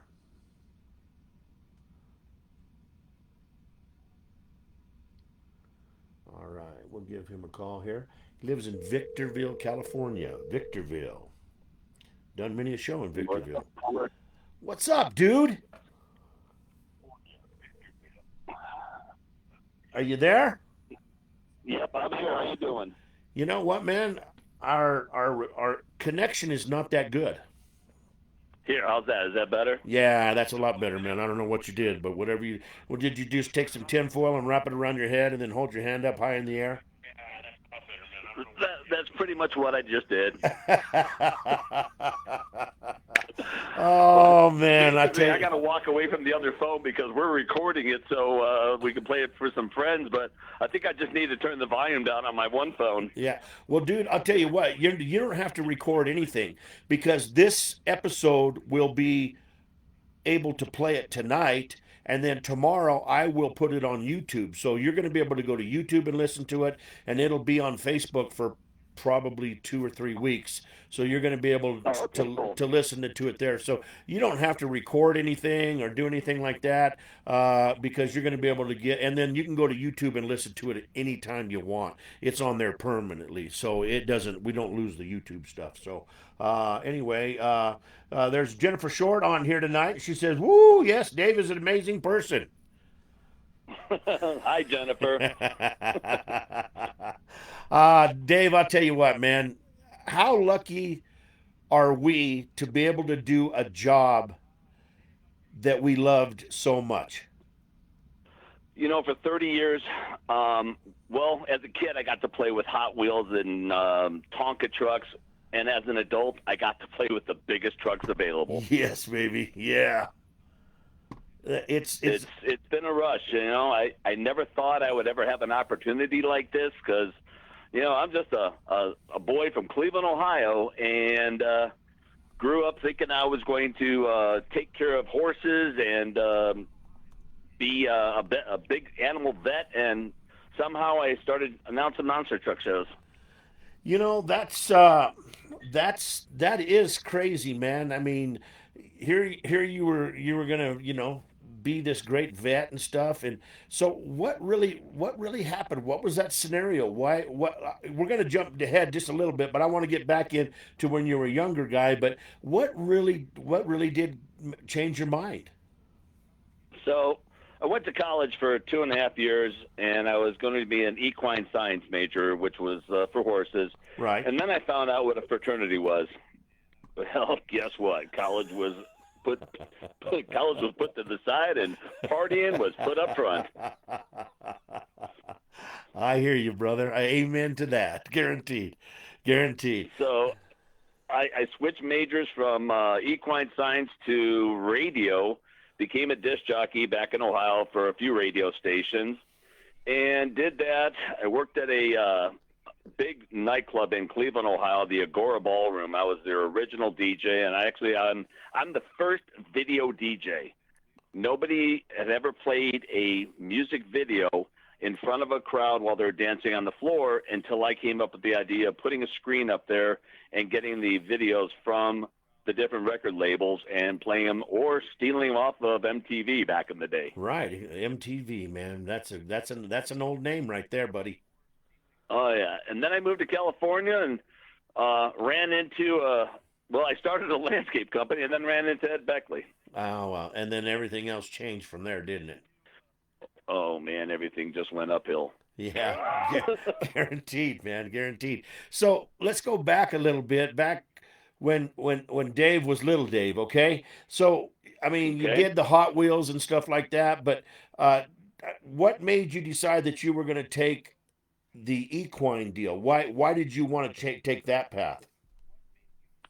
And honestly, I lived in a small town outside of Cleveland, Chagrin Falls, and I really liked horses. I didn't own a horse. I went to a horseback riding camp when I was little, Uh huh. and I always got into horses. I went to a camp in Kentucky, and I'm like, okay, oh yeah, horses are cool. My parents bought me a horse, and then ended my high school days and went to college in Westerville, Ohio, Uh huh. and went to the equine science program. I thought, yeah, this is going to be it. Yeah, were my parents shocked. What was the conversation like when you told him, I've not decided to be a vet. I'm going to be in the motors. I'm going to be a DJ. What was that like? Well, the conversation went, hey, Mom, Dad, remember how I started off in college a 3.8 student? Well, I'm pushing a zero point 0.1. And I found out that drinking beer and smoking weed was a lot more fun. Hallelujah, brother. Amen. I testify to that situation right there. Guaranteed. Anybody that grew up in that time testifies to that one big time. No, Yeah, damn right. it really So is. they were shocked, but they said, "Hey, you got to make your own life and make your career." So I went to a broadcasting school. It was a 4-month program that I lasted 3 months. Within 3 months, I got hired out to 2 radio stations. I worked a 10-hour day. I was on a country station for 4 hours, had an hour paid break, and then a rock station for 5 hours. And I was known as 2 different people. I was Dave Green on the country station and Bo D on the rock station. Wow. And that's where my deal roller came from, was from my radio shows, man. I mean, everybody's like, when I got into it, they're like, you got to come up with a radio name. I was like, what are you talking about, man? They go, do you believe that JD Carter or JF Carter, whatever his name, Ralph, he was down in Pueblo, is that's his real name? I was like, well, I thought it was. And they're like, no, dummy. They all have radio names. So what's your radio name going to be? So yeah, that's pretty cool though, man. I always wanted to really get into being. Once I started doing the radio stuff, I always wanted to get into being a disc jockey and for a radio station, but I never did pursue it, man. But I got it now. A lot I'm of here. work, but no money. Yeah, it's true. It's a lot of work. I mean, I did at the radio stations when I worked at Castle Rock. I mean, at the internet radio station, I remember doing a 24-hour telethon deal, and I was like, in the middle of the night, it was freezing, and I'm on the air, and I'm like, what am I doing here? What is the fun here? There's no pay, and what is so good about this deal, you know? But no, looking back on it, it was a lot of fun, man. I enjoyed it. I really do. No, it was a good time. I actually did some radio out in California at a local station here. Uh-huh. Unfortunately, I got fired because I fell asleep. I was doing the overnight, and I fell asleep, and there was dead air. But the rum and cokes were really good that night. Carrying on the tradition, my brother from another mother. I knew I liked you for some reason, you know, I really do. So, you know, you get out, you're doing the radio deal, and then you meet Ed Beckley. Now, did you meet Ed Beckley while you were doing the radio stuff? No, I was done with radio then in California here in Victorville. Uh-huh. I was, I had my landscaping thing going. I started that in 1987. Moved to the high desert here, Victorville, and I was introduced to Gene Woods over at the Speedway track, the Speedway motorcycle track. Yep, I know exactly which one you're talking about.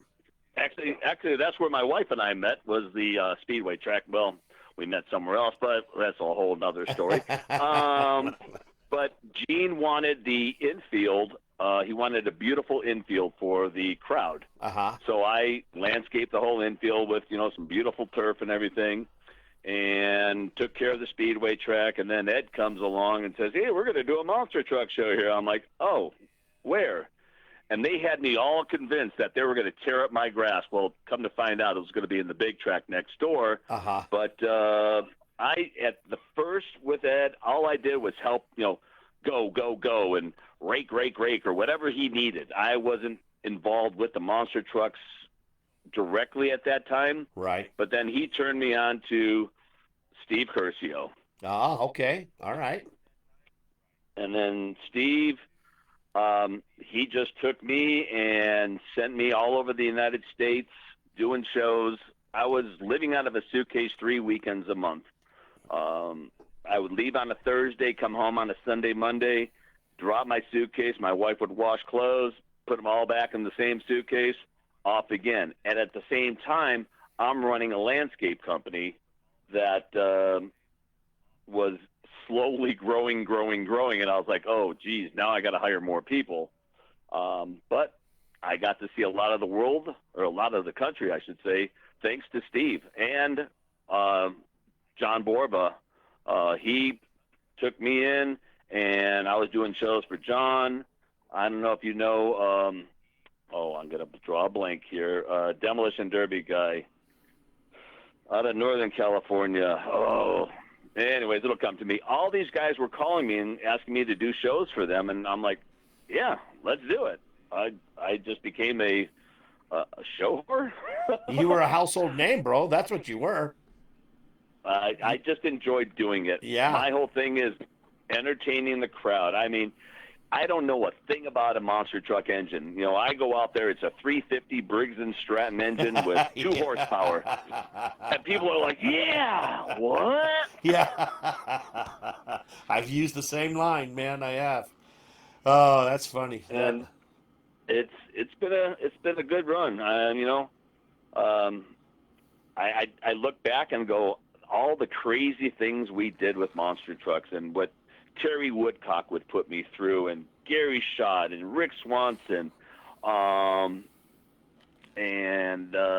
Rick Curcio. Yeah. The stuff that they would put me up to. Jimmy Creedon. Go bribe the weigh station guys with T-shirts because we're overweight. I thought it was no big deal. So I'm like, hey, we're all a little overweight. Here's some T-shirts and hats and flags. And the guy looks at me and goes, really? I'm like, well, they sent me up here. He goes, yeah, you're not the first guy to do this. Fresh meat. That's what it's called. Fresh meat. Yep. Yeah. So, but you And then the traveled with night him shift. more than anything, then too, didn't you? You were on the road with him.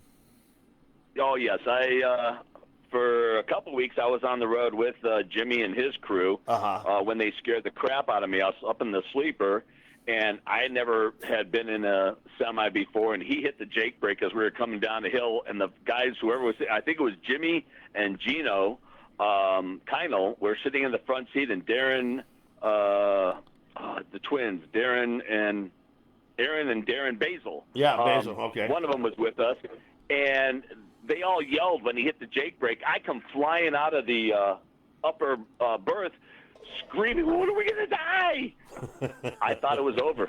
I thought I was dead, but on the road with Terry and going back east to Hardyville and Somerville, South Carolina, we took Monster Truck Show tickets. Now, let me jump around here a little bit. That's fine. That's how my mind works. That's all right with me. Monster Truck Show tickets were better than American Express. You remember the old commercial, American Express, Yes. don't leave home without it? Guaranteed. My saying was, Monster Truck Show tickets, don't leave the hotel without them. Guaranteed. We would trade for food. We would trade for hotel rooms. For the monster truck drivers, we would trade for lap dances. Hey, those girls had kids too. They wanted to go to the show. Yes, they did. Yes, they did. And in Somerville and Hardyville, South Carolina, there wasn't one place we could trade a ticket for because everything was owned by a family of Patels. Uh-huh. They had no desire to go to a monster truck show. So we did everything we could to, trade tickets there. Nothing was happening. But Terry, we were doing, I can't remember which track it was. He says, Dave, I got to get the trucks inside the track. I said, okay, go for it. He says, well, we have to get them over the crash wall. I said, okay, go for it. He said, no, get up in the truck and you're going to drive it in there. Oh, wow. And I looked at him and I said, you say what? And that was the first time I got to drive a truck. And so they put a car next to the wall. Uh-huh. He says, okay, when you feel the car, punch it. Okay, I drive up to it. I feel the car. I punch it. I get the front tires on the car. He goes, don't be a pussy. He says, punch it. I'm like, okay. So he goes, are you strapped in? I'm like, I'm strapped in. I rolled up to that car. I punched it, and the next thing I know, I'm flying over the crash wall onto the track. I screamed so loud you probably heard me back in California. It was the craziest ordeal I've ever been through. Was that Cyclops? No, it was a black truck. It was what the heck name was that? I mean, that was 25 years ago. I'm lucky to remember what happened yesterday these days. That's all right. It'll come to you, man. It's no big deal. But no, it's I've driven Jimmy Creedon's trucks. He has no idea I did that. I drove Bounty Hunter. No.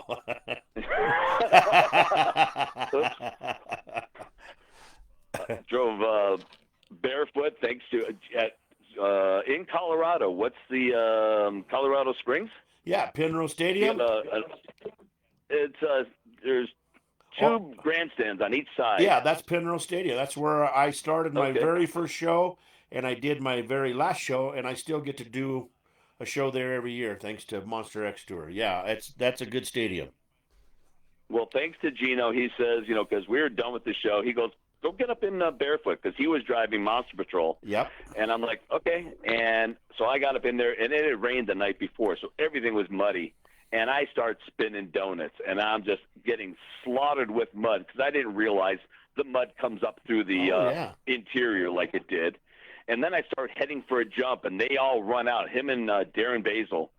They go running out there, waving me off. I wasn't strapped in. I would have rocketed right through the roof of that monster truck. Yeah. But, yeah, if you ever get a chance to drive a monster truck, that is one big rush. I did. Don King let me drive barefoot, and I had a lot of fun with it, man. That's my claim to driving. Most of my other time was either on a front end loader, bulldozer, or Yeah.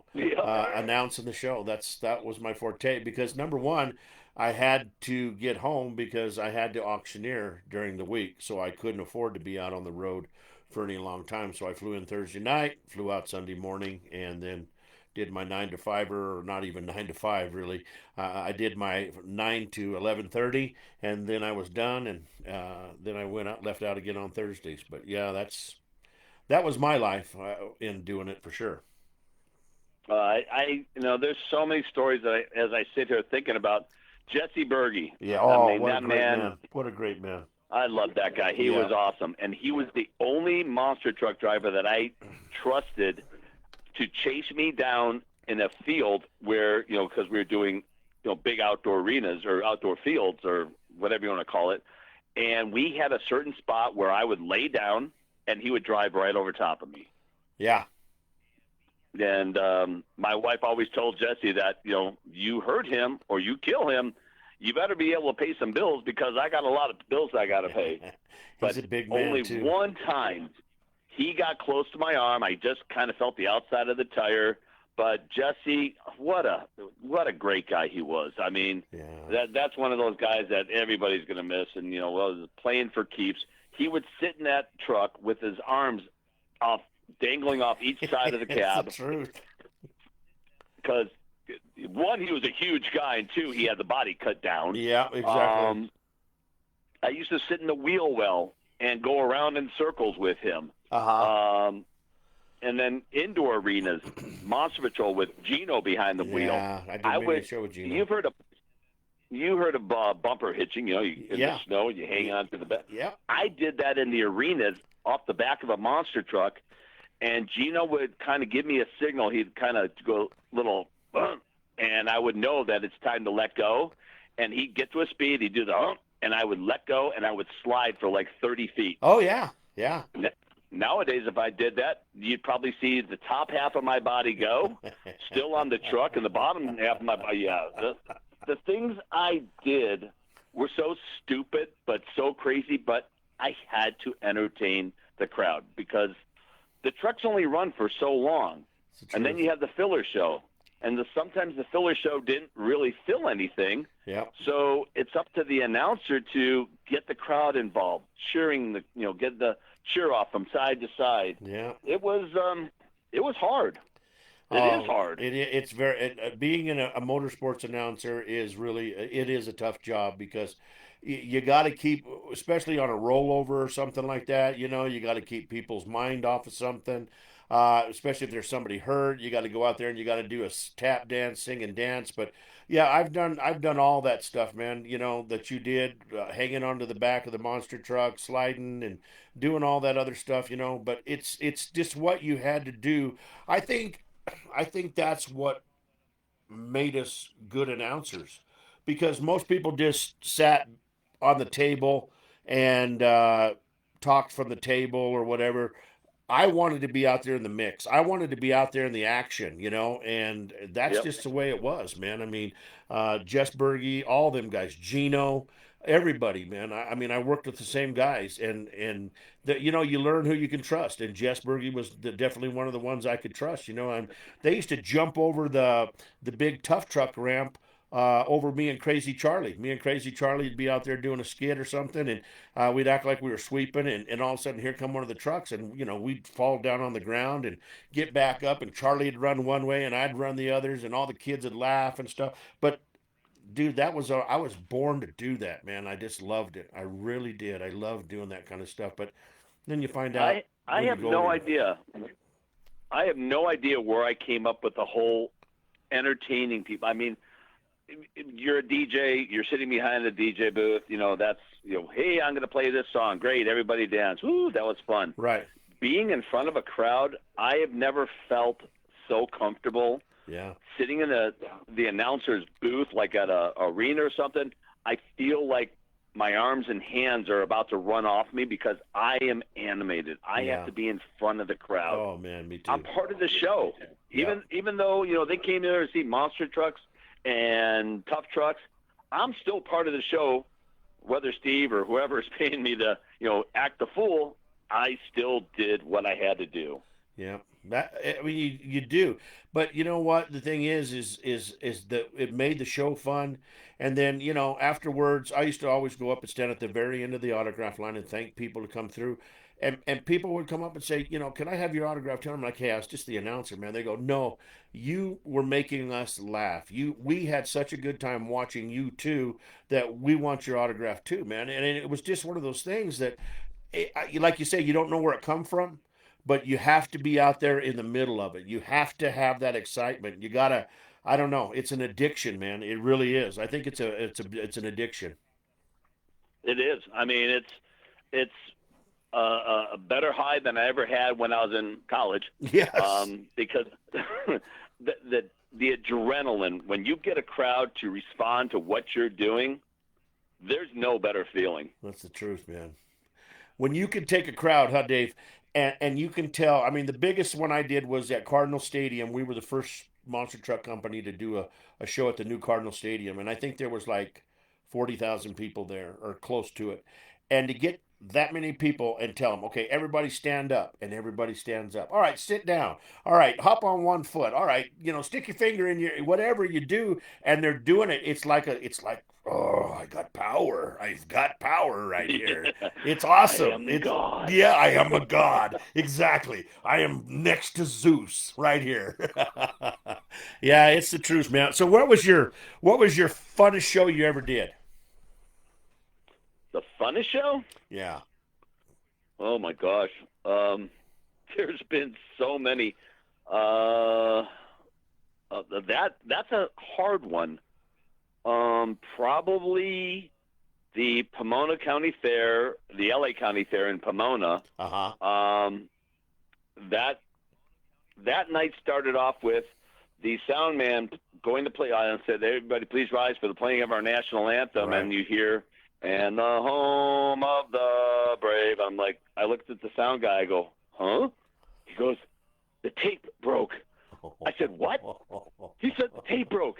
This is back when they were using cassettes. Right. And I'm like, "What do you mean the tape broke?" He goes, "You have to sing the national anthem." I've never sung in front of anybody in my life. No. He goes, "Now's your time." And there was probably 10, 15,000 people in the grandstands. Yeah. And I belted out the national anthem. I got a standing ovation. I had tears rolling out of my eyes. I'm like, holy crap, I just sang in front of all these people, and I didn't forget the words. But every show is fun. Yeah, they are, but there's just that one that you remember the most, and basically that happened to me at. I had a friend that was running the CDs, and I went down on the floor to do it, and I said, "Now you put this CD in, then you put this CD in, and you put this CD in," and I said, "The last one is the anthem," and I was down on the floor, and boy, the first two come off right. We did the Lee Greenwood song, "It Come Off Right," and I said, "Ladies and gentlemen, would you please stand for the national anthem?" And all of a sudden, here's Van Halen, and I'm like, "Oh no, what do I do?" And he's up there, and he's got 20 CDs in his hand, and he has this like "I just killed your dog" look on his face, and he's like, "Oh, what do I do? What do I do?" And I said, "Oh well," I said, ladies and gentlemen, in the motorsports business, you got to keep the show going. I said, so I'm going to sing. Well, I forgot a verse because I'd never sung in front of a crowd either. But I still got that ovation too, man. And it's just crazy. You got to do whatever it is. It's so familiar. The stuff that has happened to you is the same thing that's happened to me, and I wouldn't trade it for love nor money. Not a bit. Not one No, iota. and we were talking, Steve and I were, Curcio and I were talking the other day, trying to figure out how many shows approximately I've done over the past 30 plus years. Uh-huh. And we figured 3 weekends a month. That's 90 shows. So I probably did 100 to 125 shows over the 30 years, if my math is right. Yeah, it could be, but I think you might be a little shy, to be honest Yeah, with you. let's see. I think it might be that. 12, wait, 12 times 3 is 30. Well, I don't know. 36 times. Oh, yeah, 36 times 30 years. Yeah. Oh, that's close to 1,000 shows. Yes, exactly. Exactly. Holy crap. Yeah, exactly. It's the truth, man. And you don't realize it. But did you build good relationships with buildings? And when you were there, the building manager come up and said, "Man, I'm so glad to see you. You're here, and it's so good to have you Oh yeah, back." there was Minot, North Dakota. They were Oh like, yeah, why not? Why not? um, yep. They every year they treated me like I was family up there. They Yeah. take care of our hotel rooms up there.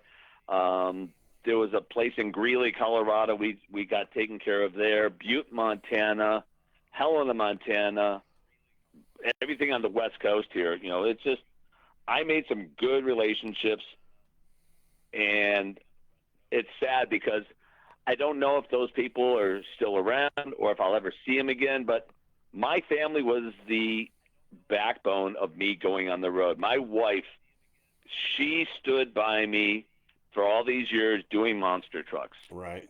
And the buildings and all those people were great, but my wife was like, "You got to do this. This is what you want to do." She supported everything I did, and being gone 3 weekends a month, raising two kids, and then it got to a point where my kids were, in high school, so I Yeah. got more involved with that, and I cut down on doing shows. Uh huh. And my wife, she's everything to me. You know, that's the way Mrs. Roller is, man. I mean, she raised the three boys, and I'd come home on the during the week and act like I was the boss, and there was no way, man. I mean, she had the routine down, and thank God, maybe your wife and my wife are sisters, because It not could too be. many ladies would put up for the husband being gone that long, and doing that crazy shit like that. I'm serious, man. I mean, it's just you got a very good woman in your life if you have that for sure. Yeah. Well, and I'm just looking over at my phone. She just wrote, "I could be on my deathbed and somebody puts a microphone in my hand and I'd come alive." That happened in Minot, North Dakota. Uh huh. Roller, I was sick as a dog, Uh huh. puking, and what was his name? Oh, this guy's truck, Wild Man, Oh, Rod Man. yeah, Rod Man, Wild Man. Yep. Yep, that guy. He would go to a show and they would pull his truck out in pieces. But he had his girlfriend there, somebody that he knew really well. And I was so sick, they were feeding me Pedialyte so I could do the show. I made it through that show, puking the entire time. That's one of the few shows I didn't go out on the arena floor because I didn't think people wanted to see me puke. Right. But Exactly. he got me through, or she got me through that show. But yeah, you put a microphone in my hand, I'm an animal. I'm proud of you, man. You should represent us well, guaranteed, man. And you know what? How many people can walk around in the world right now and say, "I'm an announcer for monster trucks, man"? And we're kind of like, there wasn't that many of us, man. To really, if you really think about it, No, there no, really isn't. there's really not. And so we were like, you know, almost. Sometimes I thought I was a little bigger than I really was.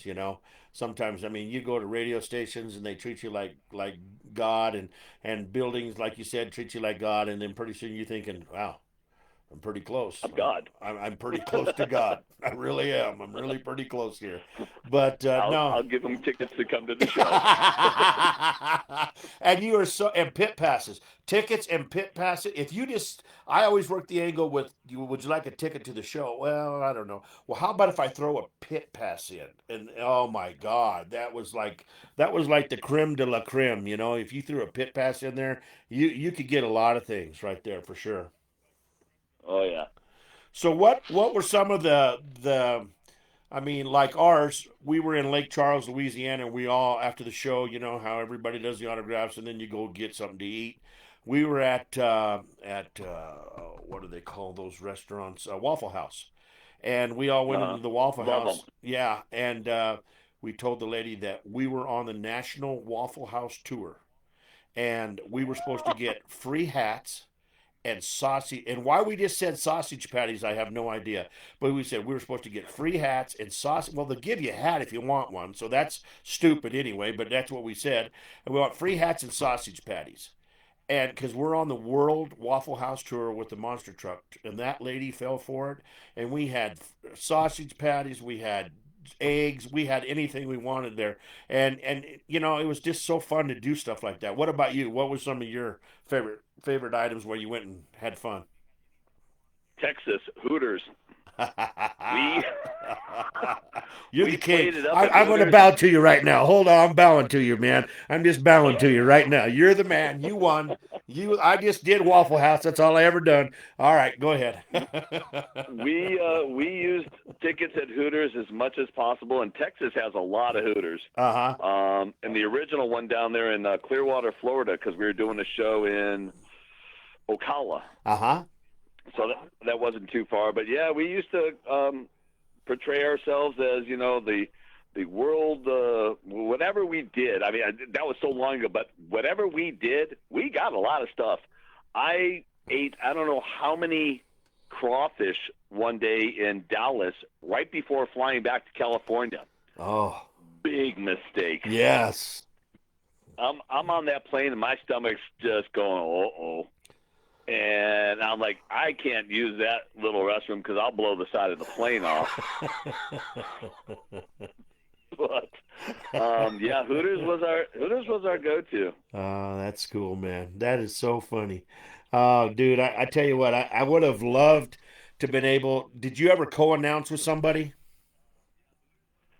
No, I co-announced. never had the opportunity. I co-announced with a couple of friends of mine that were good. We had a good time doing it. And if you get somebody that is good like you like to be and do things, it's the funnest thing in the world because you can do so much bantering back and forth. And I happen to do some co-announcing. You remember Crazy Charlie? Did you ever do any shows with Crazy Charlie? What did he do? He was like a Was he he announcer? no Charlie was like a side act almost, but he also coordinated the show and stuff. He was a coordinator more than anything.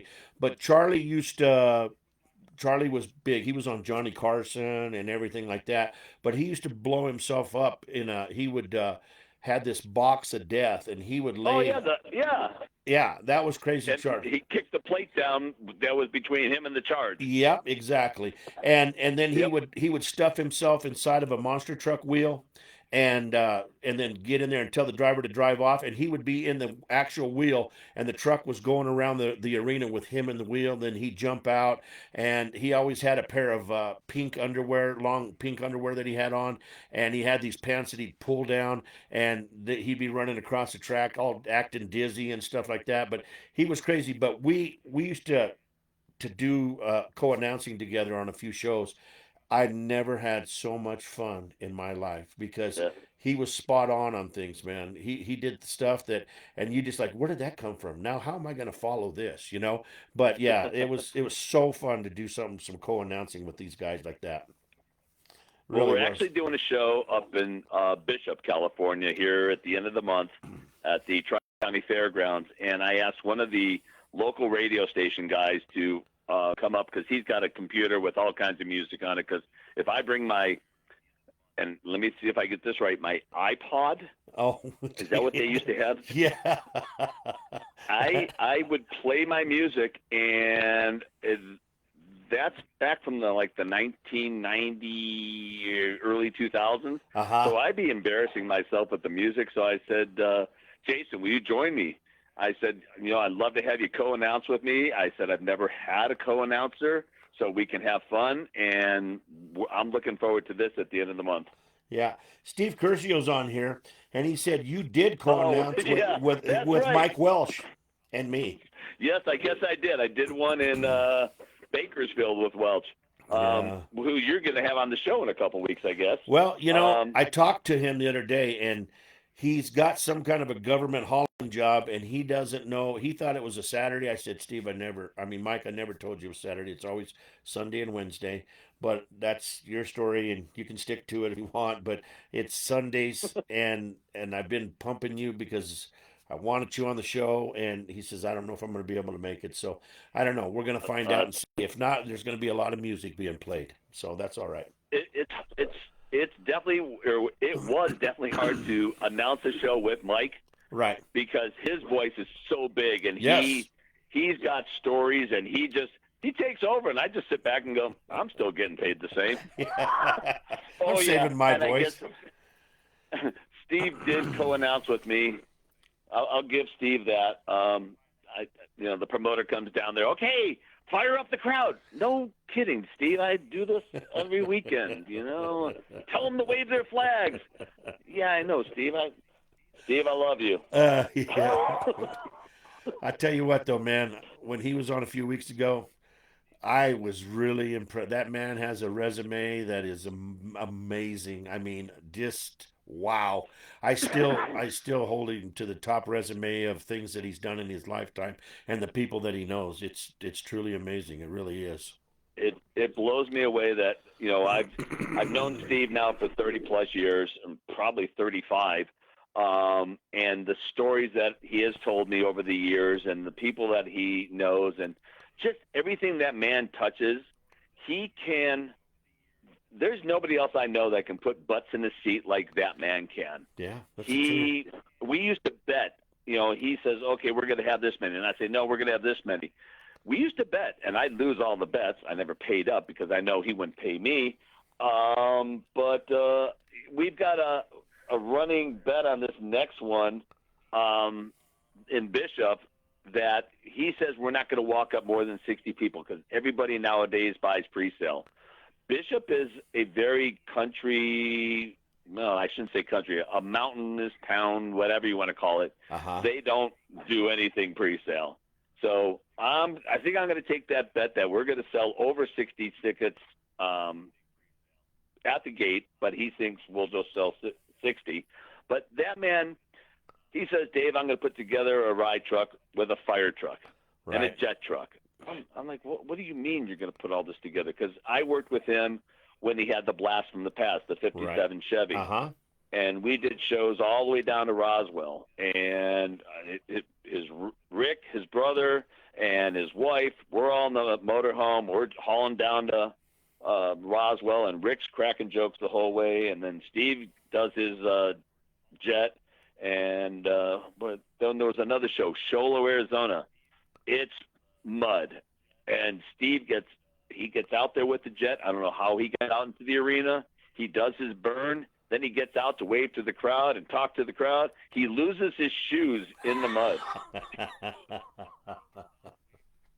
And my two kids were selling novelties for Tony because Tony couldn't make it to that show. Right. We had a 6 and an 8-year-old selling novelties, and these kids came up money spot on.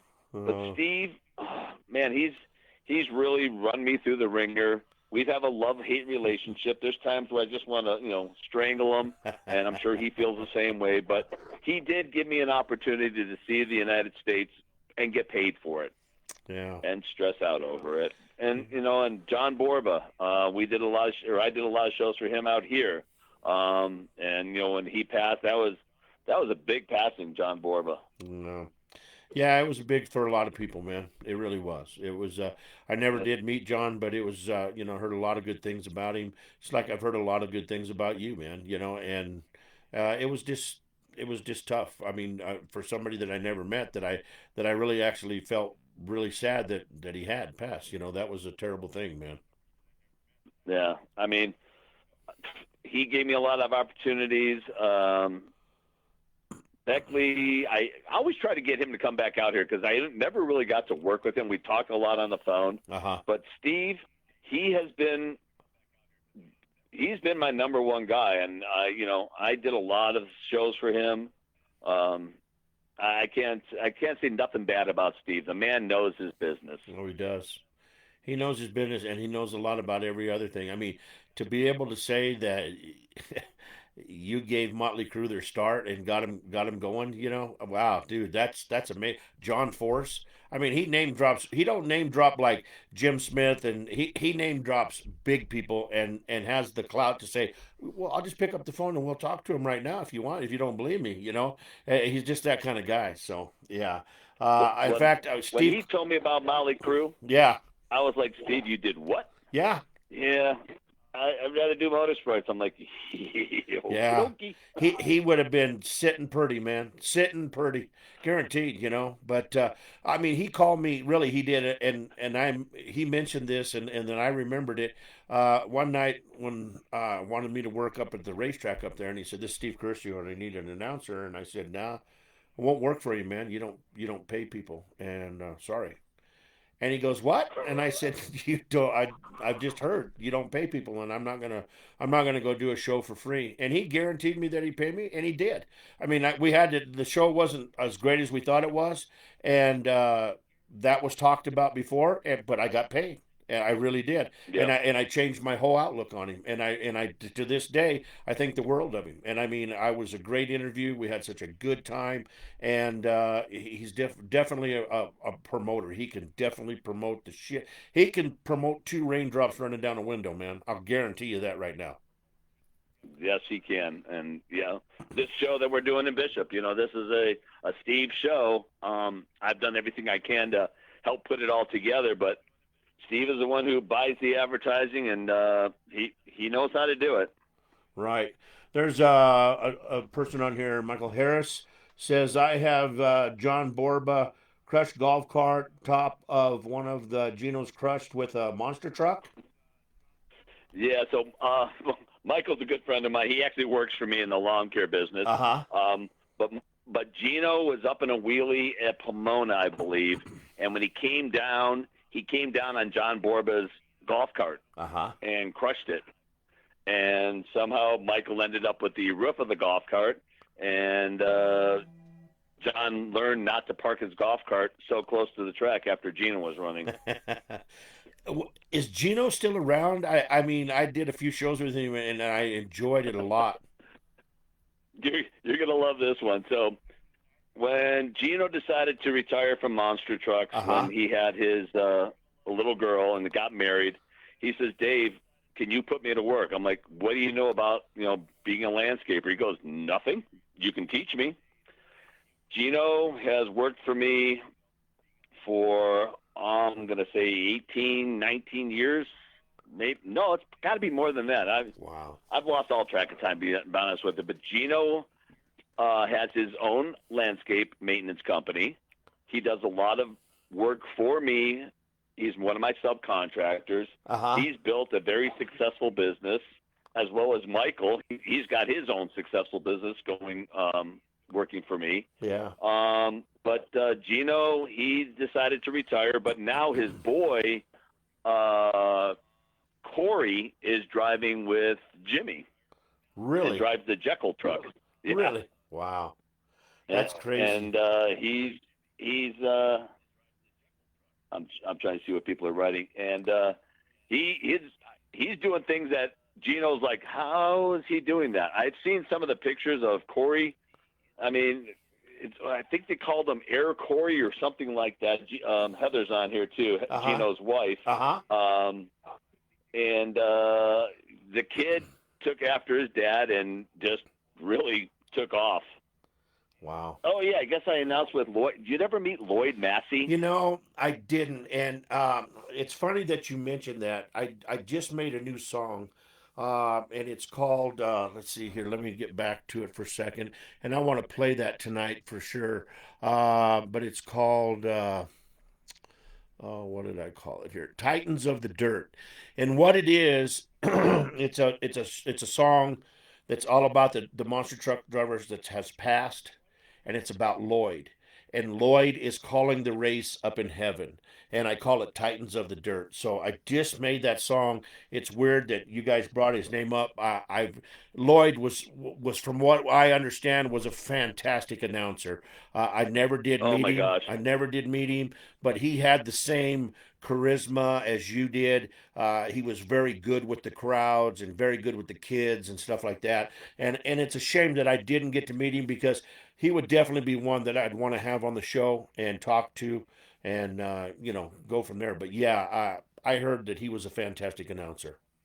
He was amazing and the nicest guy in the world. He was actually on America's Got Talent, or one of those talent shows, with his brother and sister, I believe, or two brothers. They were tap dancers. Really? and he was tragically killed, unfortunately. And everybody, when it comes around, they mention, we rest in peace, Lloyd. But yeah, he was the nicest guy in the world. I actually did one of the Pomona fairs with him, the LA County fairs with him, for Borba. And another guy that we miss is Ronnie Sturgis. Yeah, Ronnie was Ronnie, Sammy, Terry Keel, and God, I can't remember who else. Maybe it was the other boy. What was Sammy's other boy's name? Travis. Travis. They did, when I had Monster Truck Radio here at my house, they come here after a show and they sat in this very room where I'm at, and we did Monster Truck Radio. And then after we were done, we went out into my basement out there, and it's a big bar and all that stuff, and we drank beer and we told stories. I had so much fun.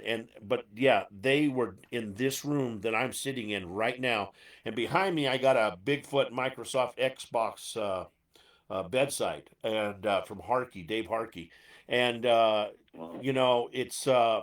it was just a serene moment for me to have Sammy and Ronnie and Travis, and then Terry was a big tough truck driver up here in Colorado. Did a lot of shows with him, and they all come down and hung out with me. Man, it meant so much to me that I'm so glad that I got to do that. But yeah, they good guys. Yeah, they were. I mean, Ronnie, my daughter had the biggest crush on Ronnie. She had a loose tooth, and I forgot how old she was. She was just, I'm going to say 8 to 10 years old, and she wouldn't let me pull her tooth. She wouldn't let Mom pull her tooth, but she would let Ronnie pull her tooth out. Really? And that is just, that's something my daughter will remember forever. Ronnie was like a little brother to me. When we were out on the road, I always had to keep an eye on him because he would drink too much. And so did Gino, but we don't talk about that. Huh, Heather? Oh, I didn't mean that. I didn't. It was soda pop. It was he got too much soda pop in him. But no, he got too much soda pop. Yeah, But, Gino. If you hear me, I got to have Gino. I got to get Gino's number, and I got to get Gino on the show, man. I don't know if he remembers doing shows with me, but I got to get him back. I got to get him on the show, and we got to talk about his old times on the show, man. That would be another great show for sure. Yes, definitely. I'm sure he's got stories. Crazy. Oh, what did she write? Ronnie said, Ronnie said, yeah. And Ronnie was a hell of a kid, and when they did that tribute to him after his passing, in Arizona, I don't think there was a dry eye in the place. I mean, when they fired up all the monster trucks at the same time, it was like sending Ronnie off to monster truck heaven. He was a great kid.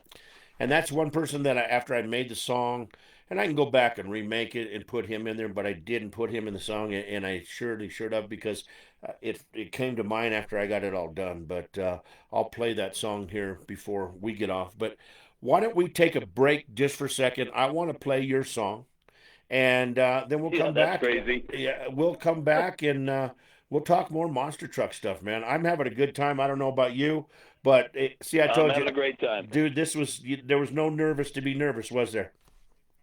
No, you know what? It's just like you said, two guys talking about what we did, and we got to get into the where I went through the wheel well of the monster truck. Yes, that was. I got a note right here to bring that up. So we'll go ahead and do that. But guys, we're gonna listen to. I should have just been calling you DG the whole time, but that's okay. We're going to listen to DG Still Stands. We'll be right back here on Pedal to the Metal, Motors and Music.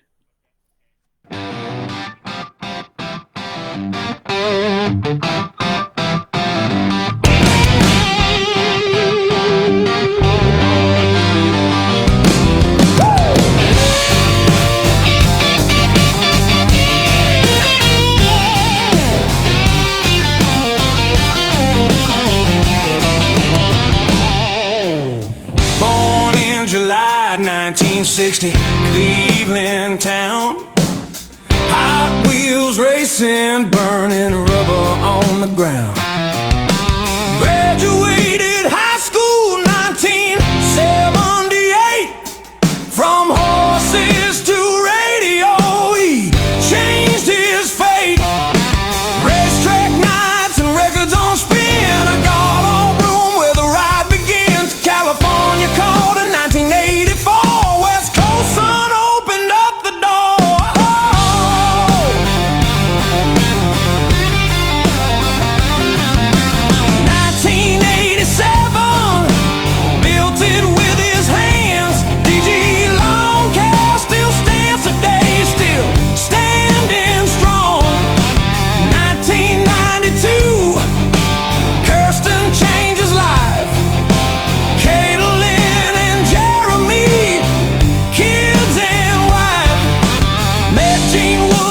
Speedway line. Ed Beckley said, come on, your old time. Steve Casio opened up the road. Now DG's life was a different mode. He's DG, riding that line, working all day, chasing nighttime. From the mic to the dirt to the crowd's roar, living free weekends out the door.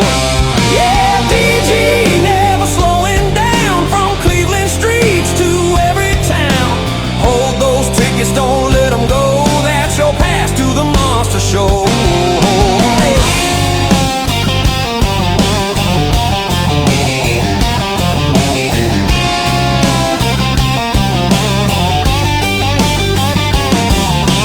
Flying coast to coast, building tracks and shows, babysitting grown men, everybody knows. Don't leave without 'em, he'd always say. Those tickets ruled the whole damn day. Oh, drove barefoot, bounty hunter, steel after the crowds just for the feel. Ran with Gino, Monster Patrol nights, Jesse Berge chasing under arena lights.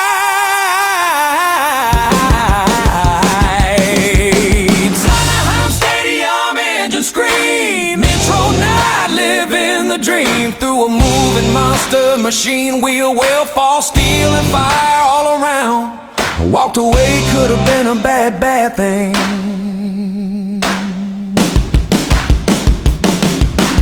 February came 2025. Stage 4 cancer stood upright. Cursed and said, you ain't done yet. He fought that war with no regret. Grandson Bradley in his hand spoke that mic, made his stand. That hell yeah rang loud and clear. That's the reason he's still here. He's DG, still on that line. Built a life 1 mile at a time. From the road to the mountains high, still got fire you can't deny. Yeah, DG, living free with Kirsten, Owen, and family. From Mammoth Hills to June Lake nights, kick back easy under neon lights. Still calling shows when the engines roar. Bishop Town hears him once more. DG story loud and true, hard rock soul still coming through.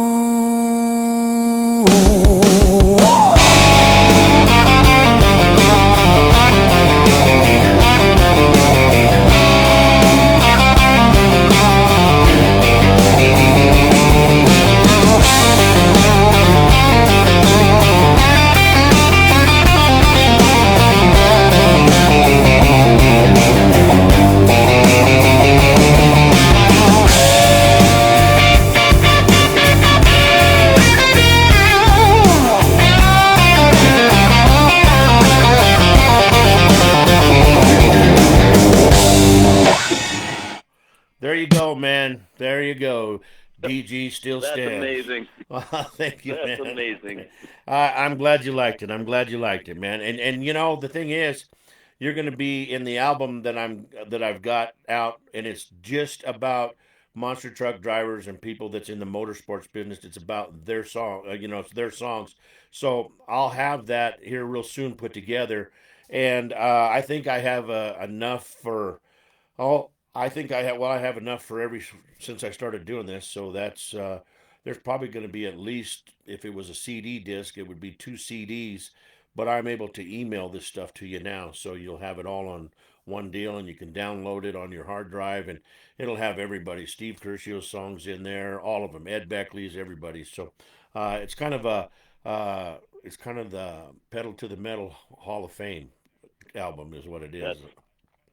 That's awesome. So, well, let's talk about falling through the wheel well of the monster truck. And what the hell were you doing up there, Dave? So we're at a Monster Jam show, and Jake Blackwell was out there in the Enforcer fire truck, ride truck. Yep. And something I've done hundreds of times. As the truck is moving, you step on the tread, you go up the side, and you step onto the truck, and you wave to the crowd as you're going around. Yep. Well, as the truck was moving, I'm going up the tire, and my foot slipped. Shit. Rarely I usually wear shorts, but I was wearing pants that night. The tread of the tire caught my pant leg. It pulled me through the wheel well, and somehow my right foot went straight up into the wheel well. It found a 2-inch by 10-inch opening, and my foot literally went up into that opening. And as I came off the tire on the other side, I was being beat. On my left side, I was being beat by the tire tread, Right. and my right foot, being up in that metal, was slowly being severed. And Monster Jam officials were saying, "Go, go, go." And everybody's yelling, "No, no, stop, stop." Luckily, stop is more important than go in the monster truck world. This is true. And it took 6 people to free me from underneath the truck. I got freed from the truck. I hobbled around Monster Jam officials. "Are you okay?" "Yeah, I'm fine. I'm fine." Jake went out there. I didn't get to go out there and wave to the crowd. And Tony Curcio was with me. And I said, "We got to go sit in our seats. I got to go sit down." And I didn't realize how much shock I was in. We went and got a beer, and I'm sitting there in my seat. I'm shaking so bad, the beer is just flying out of the cup. Wow. I couldn't stop shaking. And I'm thinking to myself, well, you know what? I got to go to the bathroom. I got to pee. So I went to the restroom, and I'm in there. I'm peeing everywhere but the toilet. It's just shooting all over the place. I'm like, I looked at Tony. I came out, and I said to Tony, I said, "Dude, we got to go. I can't sit here for this show." So I slowly hobbled my ass out to the car. And of all things, Tony brought his Zet that night. And I'm like, oh, shit, how am I going to lower myself down into this thing? It took him 20 minutes to lower me down into his car. We drove from Anaheim back up to Victorville, and then realized he's not going to drive his Vet down my dirt road. So I had to have my son come and pick me up at a shopping center. It took 20 minutes to get me out of it, 10 minutes to get me back in. Oh, I was in so much pain by then, but I got back to the house. My wife's like, "What's wrong? What's wrong?" I said, "Yeah, I think I cut myself." So she pulled my pant leg up and took off my shoe and sock, and there's just blood. And I'm like, whoa. And at that point, I mean, you could see a good inch into my... dude. If you could draw a line from one ankle to the other side, that's where the gash was. So she goes, "We got to go to the hospital." I said, "I'm not going to the hospital. It's fine. It's fine. We'll just put a Band-Aid on it." Yeah. Ended up going to the hospital the next day. The doctor looks at me. He goes, "Why didn't you come to the hospital last night?" I'm like, I didn't think it was that bad. He goes, "Dude, it's been so long. We can't sew it up. You have to sit with your foot up, and it's going to have to air dry or air heal." They didn't want to wrap it or anything like that because I had left it open so long. They went to clean it and everything, so they gave me a shot of Dilaudid. Uh-huh. Hell yeah, baby. Give me some more. Did you get that stuff to take home? One of my recollections of being in the hospital with that Dilaudid was I had to pee, and they gave me the little bottle, and the nurse walked in. She's like, "Oh, I'm sorry." I'm like, "Oh, it's fine. Come on in." We're having a party. And my son said I was flirting with the nurse and just having a good old time. But, yeah, not one of my prouder moments with the monster truck. I mean, with all the stunts that I've done, that was the scariest moment. You asked me, what was your most exciting show? Right. All of them, but the most scary was, and that wasn't even my show. We were just going there to see a Monster Jam show. Right. We had, obviously we know all the drivers, so we had free tickets and everything. I didn't even get to see the damn show. Either did Tony, and Tony just said, "Yeah, I remember." Yeah, that I was just night. getting ready to say that. It was roller. I swear, I am so lucky because had he punched it, Jake punched the truck to go out into the arena, my foot would have severed, I would have dropped to the ground, and I would have been run over. Yeah. Now, the wild moment of this is the same night in Madison, Wisconsin. Okay, I think I know where you're going. I'm trying to think of his name. It just blanked out on me. He walked out of one of the tunnels Yep, George and into the path Eisenhart of a monster truck. Samson, Yeah. George Eisenhart. Yep. Yep, I And knew that's that exactly where you're happened. going. Yep. That happened almost at the exact same time I went through the wheel well. Oh man, you know, Yeah. George was on my show, Monster Truck Radio, and he actually pulled over on the highway in a rainstorm and talked to me for an hour. My show was only an hour. I could only do an hour at the time. And he talked to me for an hour, and I was so humbled that he did that. And then to find out that he got killed because he was Mr. Safety. He was Mr. Safety, Mr. Safety, safety first, safety first. And it all it was a driver taking the wrong way on a thing that they did, and it's the same way you fall into the same thing. How many times did you stand on that tire and ride up to the top and get in the back and everything was good? A Yep. A bunch. lot. And he did the same thing. He knew that Samson's supposed to go the other way, and he didn't. And he walked out there thinking everything's safe, and didn't look, and bam. I mean, it's just it's and that's when I kind of got and lucky I never got hurt. But that's when I quit doing the crazy stuff, man, because I thought all it takes is one of these monster trucks to foul out or flood or do something like that and not make it over the top of that jump, and they're going to land on top of you and kill you. And I sure don't Yep. want to do that in front of a crowd of people, let alone my family or anything like that. So I mean, I No. never got hurt, but it's just that we just did that stuff back in the day because that's what we did. And some of us were lucky and some of us weren't, man, and that's just the whole bad truth of it. And I've done a show at Madison in that building, and I know the exact tunnel. It's just Yeah. you're down on the arena floor, and you come out of a side chute Yep, there, and exactly. yeah, it's a blind spot. But oh my gosh, it was yeah. I mean, that was a horrible night. Yeah, BJ Johnson's on here and he says, leaving the crazy stuff to the professionals, crazy people laugh out loud.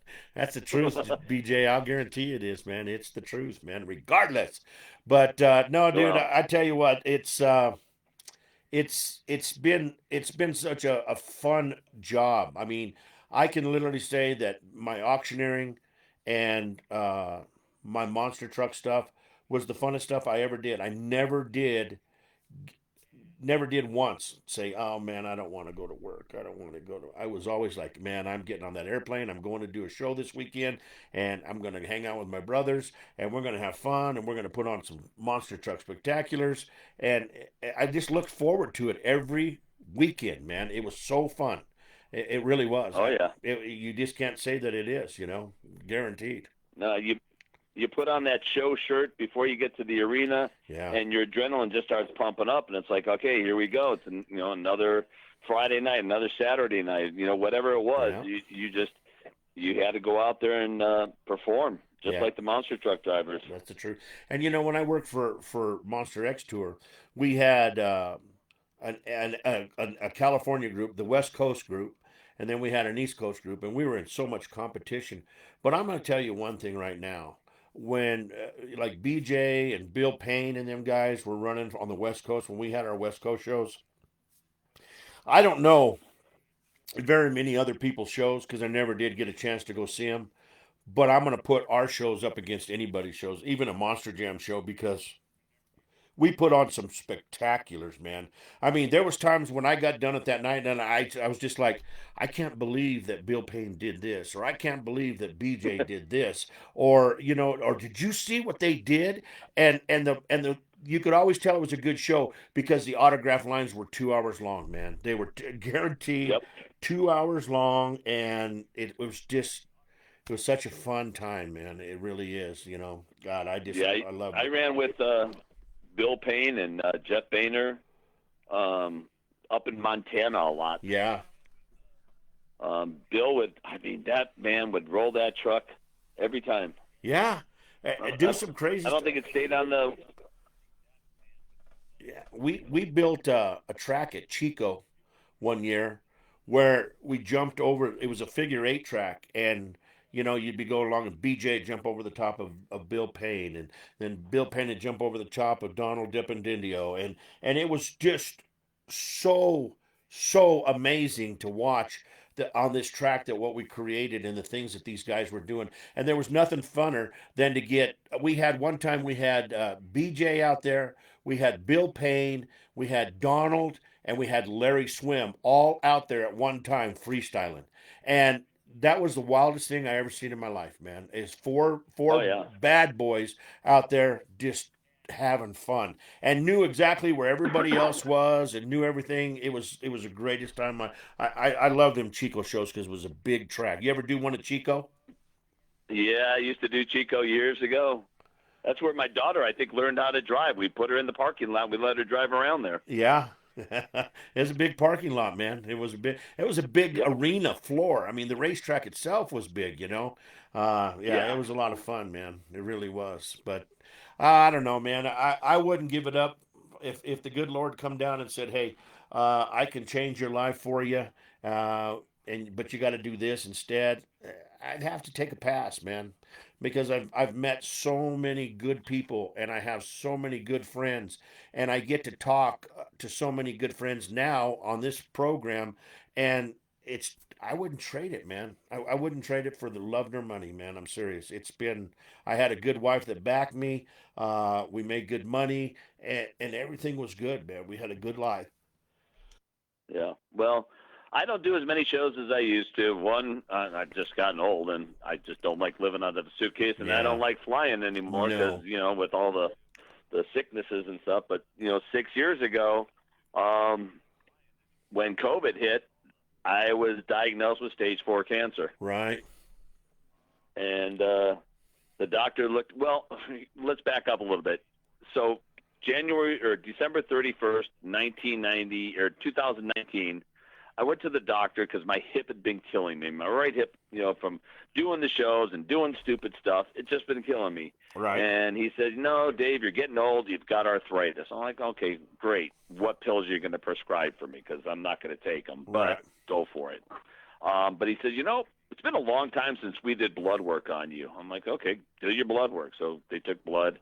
About, I don't know, 3 weeks, no, about a month later, it was towards the end of January, he calls and says, "We need to make an appointment for you." I said, "Why?" He goes, "Well, your blood work's a little off." I'm like, "Well, what do you mean it's a little off?" So they sent me to an oncologist, Uh huh. and he says, "Your PSA, which is supposed to be between 0 and 4, Yep. is an 83.4." Damn, I'm dude, like, mine "Well, was a what is 12. I thought that was high. Shit, you I hold said, a "Well, what does that record, mean?" dude. Well, just hold on, it gets better. I said, "What does that mean?" He goes, "You have stage 4 cancer." Oh I'm shit. like, "Hello, what?"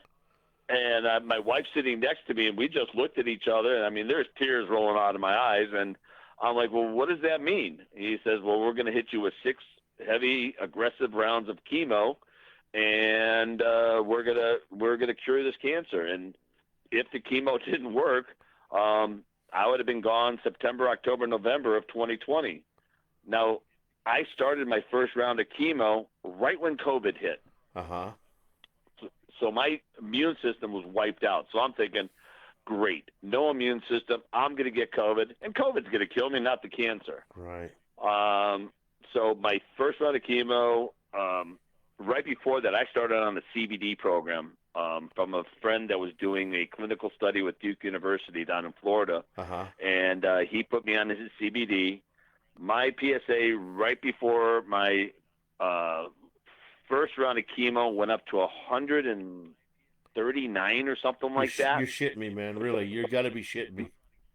No, it was spreading fast. It was attacking the lower half of my body. I was not a Oh. candidate for surgery because it had metastasized. Yeah. It had grabbed everything it could. So 2 weeks prior to my first round of chemo, I started taking that CBD. So then they did the chemo. 3 weeks later, for my second round of chemo, my PSA went from 130 something to 16.7. And the Whoa. doctor looks at me and goes, that doesn't happen. I'm like, I don't tell you. I was not going to tell the doctor I was taking the CBD, because if I was going to die, it was on my own terms. Sure. No, doctor's not going to tell me I can't try something. Right. So I kept taking. I still to this day still take the CBD. Is that It's Rick not the kind you Simpson go to oil? the store and buy. Is that the Rick Simpson I'm sorry? oil? Is that the Rick Simpson oil? The one that It's similar, but this is a pharmaceutical grade that this guy produces down in Florida.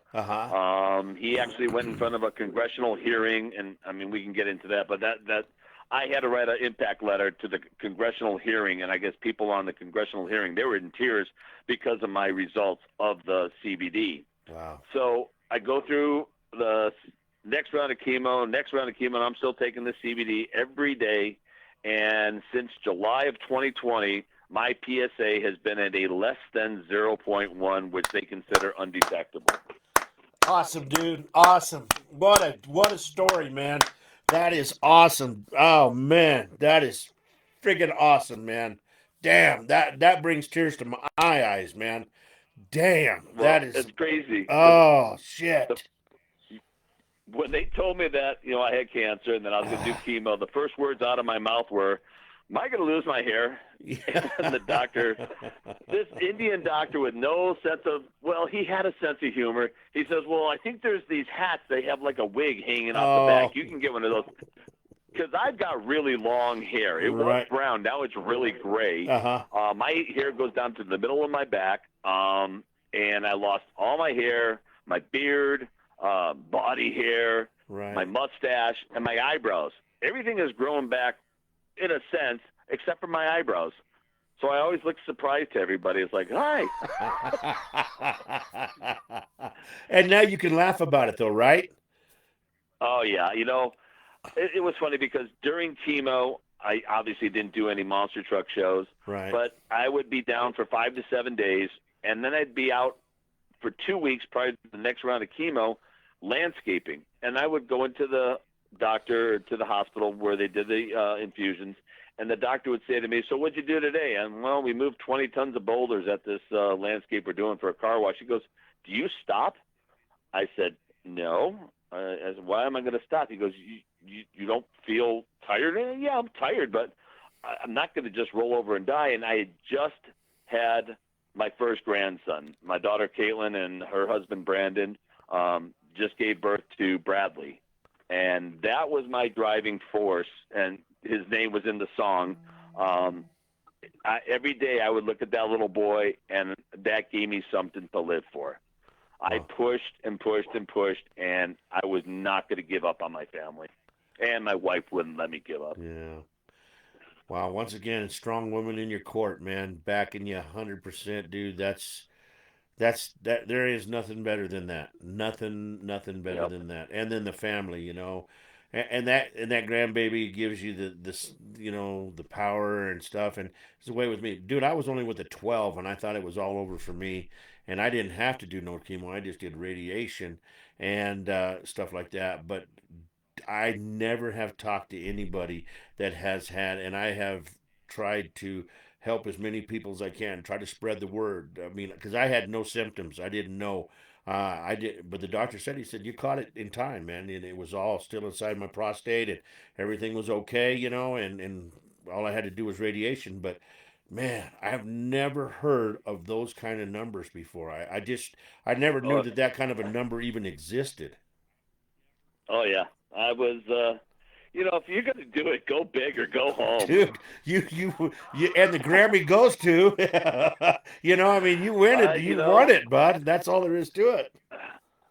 Wow. It's crazy because you always say that's not going to happen to me, and that day when he told me, I'm like, wow, it happened to me. You got to live life every day. Life can change in the blink of an eye.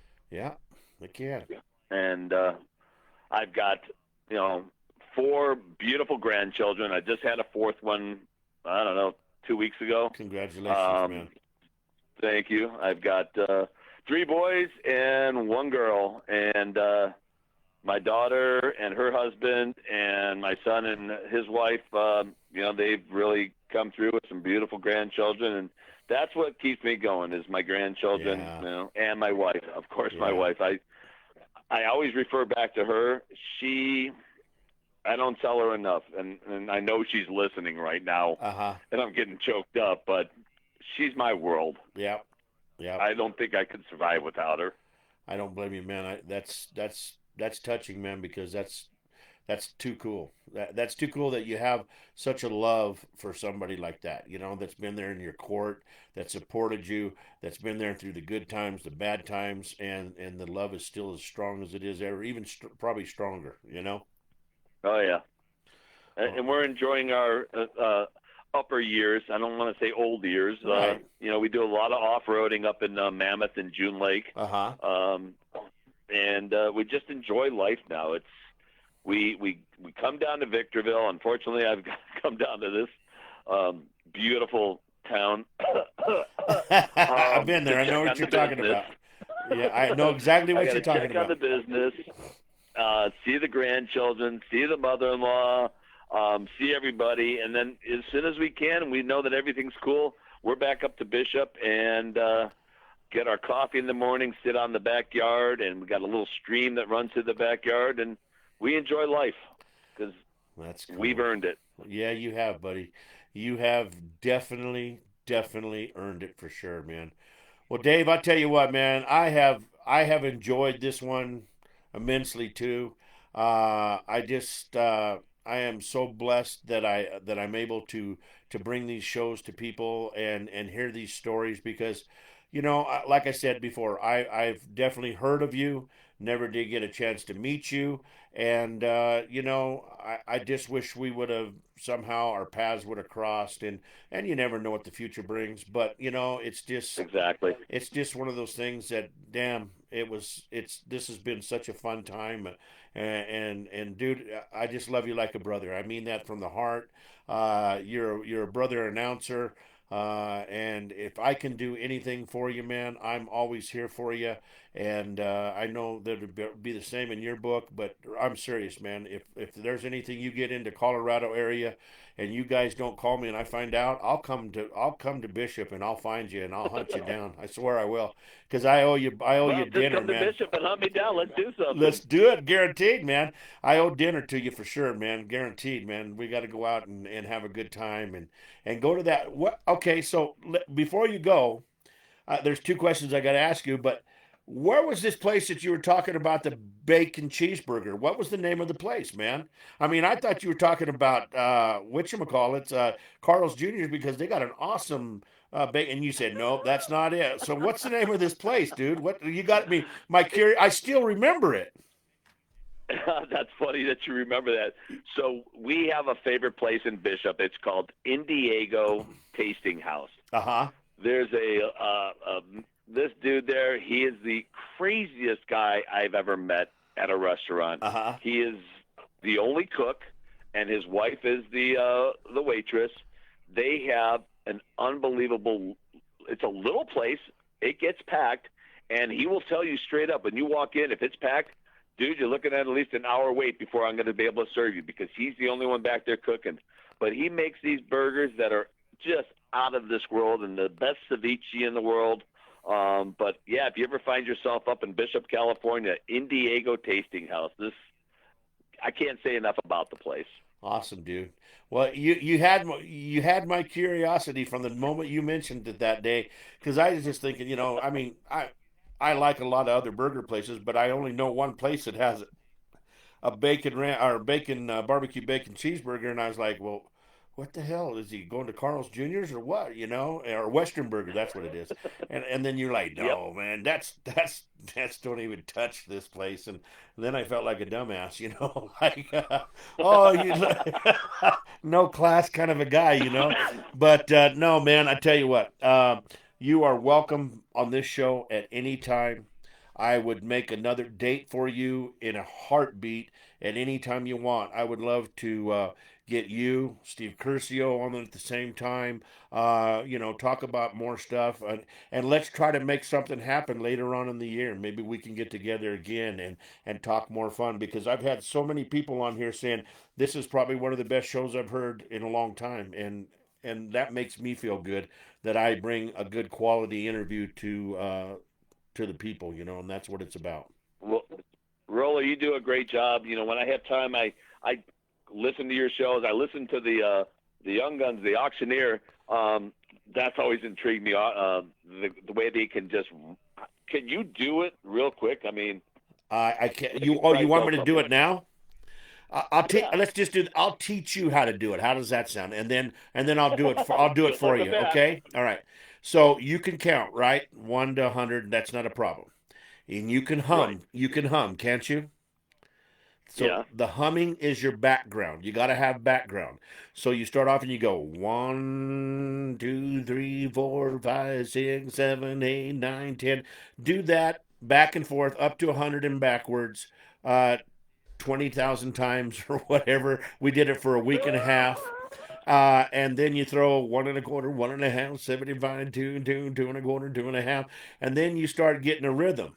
And then when you get your rhythm, it goes 72, 5, 75, 7 1/2, $8,000, 2 1/2, 5, 85, 7 1/2, $9,000, 2 1/2, 5, 75, 9, 75, $10,000, 2 1/2, 5, 10, 5, 7 1/2, $11,000, 2 1/2, 5, 11, 5, 11, 5. So 11, 2 1/2 right there. That's what you do, man. That's all it is. Wow. That's impressive. And then they have a tongue twister, and it's called and we have to learn a lot of tongue twisters because it warms your mouth up in the morning, your tongue and your jaws and all that.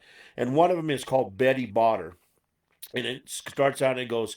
I'll do it slow, and it goes. Betty Botter bought some butter, but she said this butter's bitter. If I put it in my batter, it'll make my batter bitter. So I bought a bit of better butter, put it in my bitter batter, made my bitter batter better.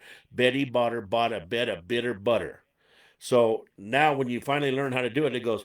Betty Botter bought some butter, but she said it's butter bitter. If I put it in my batter, it'll make my batter bitter. So she bought a bit of better butter, put it in her bitter batter, bitter, bitter, batter, better. Betty bought a bit of better butter, and there you go. Holy crap. So if you Yeah. if you practice that 10,000 times and count a lot of telephone poles as you're driving down the road and do hundreds and then halves and then quarters and stuff, you become an auctioneer, bro. That's all there is to it. Well, like Cartridge says, you still got it. Well, thank you, man. I appreciate it, and I appreciate you. And tell Gino, give Gino my number or whatever. I want to have Gino on the show, and Dave, I want to get you back on the show too. Okay. That sounds great. Thanks, Roller. All right, buddy. I appreciate it. I'm going to play that song right now called Titans of the Dirt, ladies and gentlemen.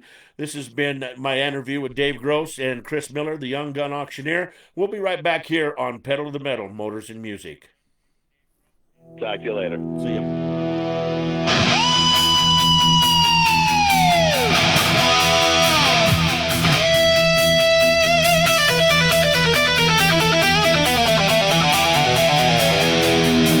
Ooh, yeah.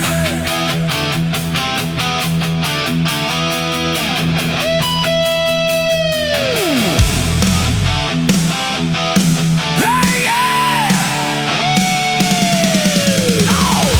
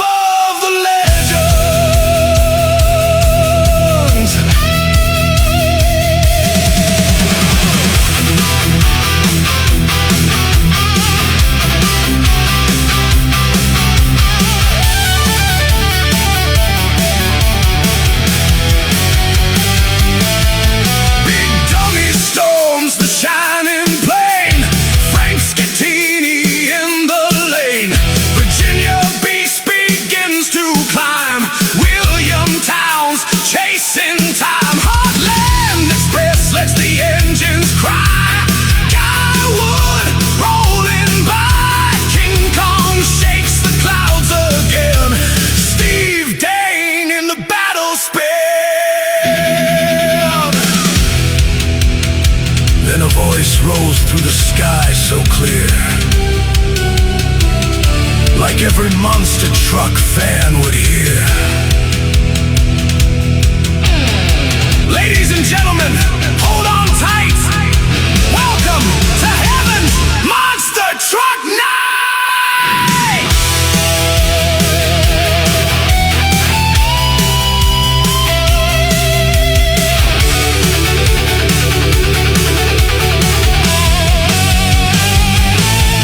Lloyd Massey on the microphone, calling legends from the throne. Every jump the angels stand for the heroes of the land. Hear the engines roar again. Legends riding through the wind. Thunder shaking heaven's land. Steel and power hand in hand. Titans of the dark collide on the sacred mountainside. When the final flag descends, Dan Runt stands above the legends. Champion of heaven's legends.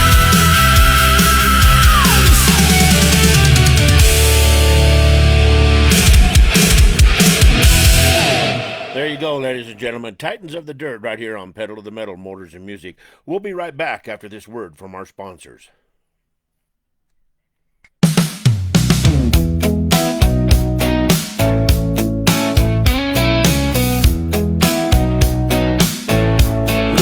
Let's take a look at our new partner, 6ix9ine Graphics and Design. A small design and marketing company, big on personalized release. They work closely with you to get your business noticed, with graphics that stand out and grab attention. 6ix9ine Graphics and Design specializes in stickers, decals and graphics for your hot rods, custom projects, so business marketing. They also offer logo design, brochure signs, business cards, banners, custom apparel, vehicle graphics, and much more.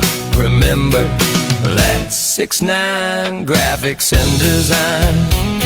Visit 6ix9design.com or find them on Instagram at 6ix9design.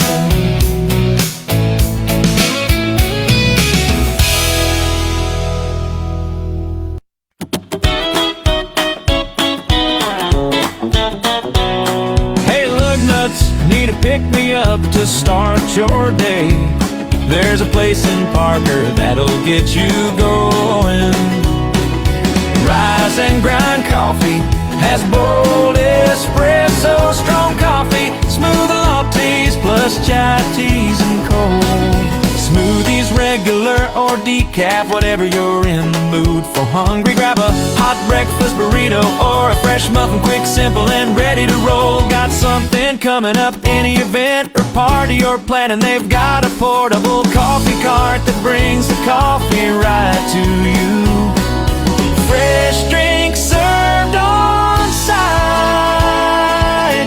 Local spot, good coffee, good people. Rise and Grind Coffee, fueling your day, one cup at a time.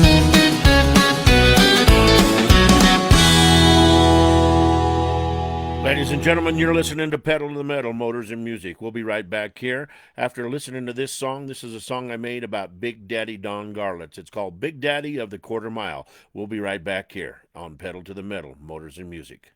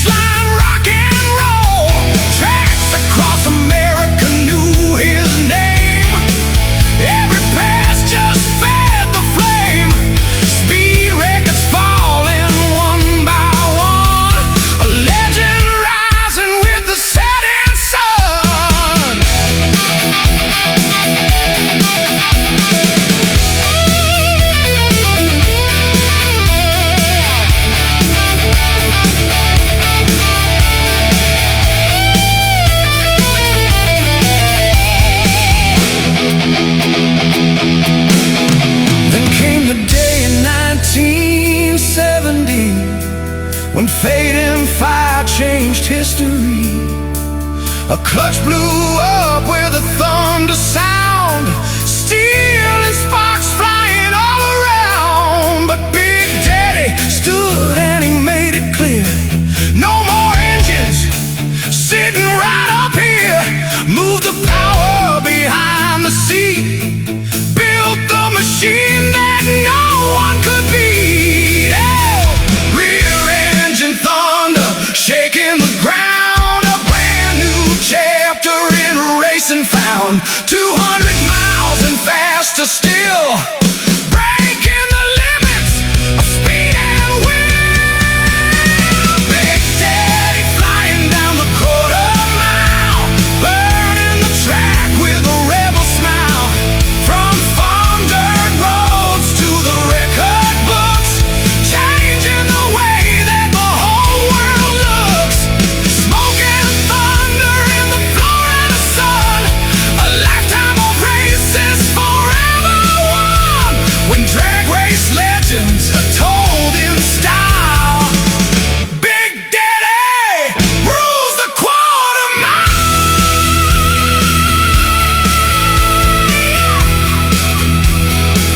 Rules the quarter mile.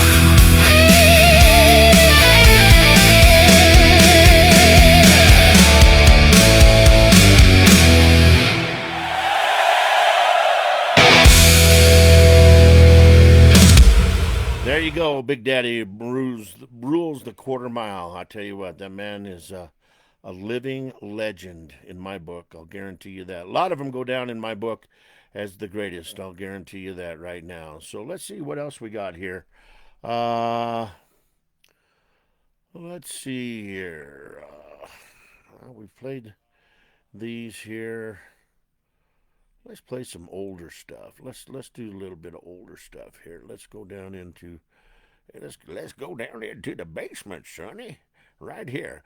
All right, this one here, this song goes out. My cousin Debbie asked me to make this song a long time ago, and this song is a tribute to the actor Robert Duvall. It's called He Became the Man. We'll be right back here on Pedal to the Metal, Motors and Music.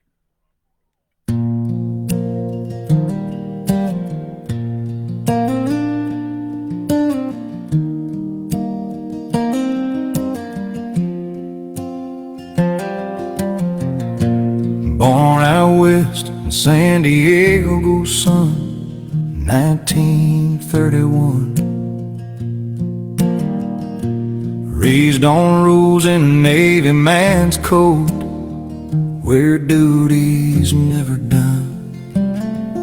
Annapolis nights, yes sir, and salutes. A young man standing tall, Harley boots on a gravel road.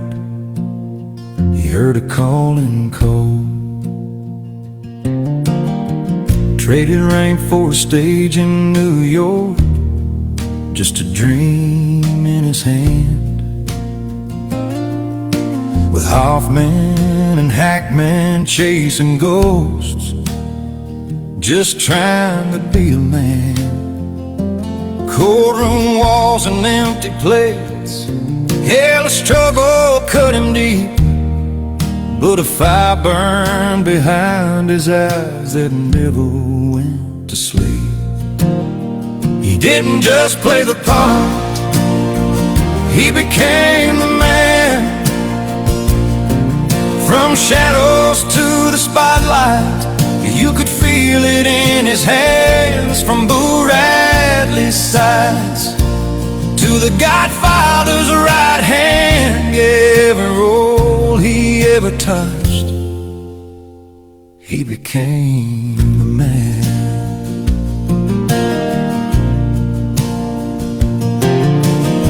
First they saw him stand real still, didn't need a single line. But the world felt something shift that day in 1962's time.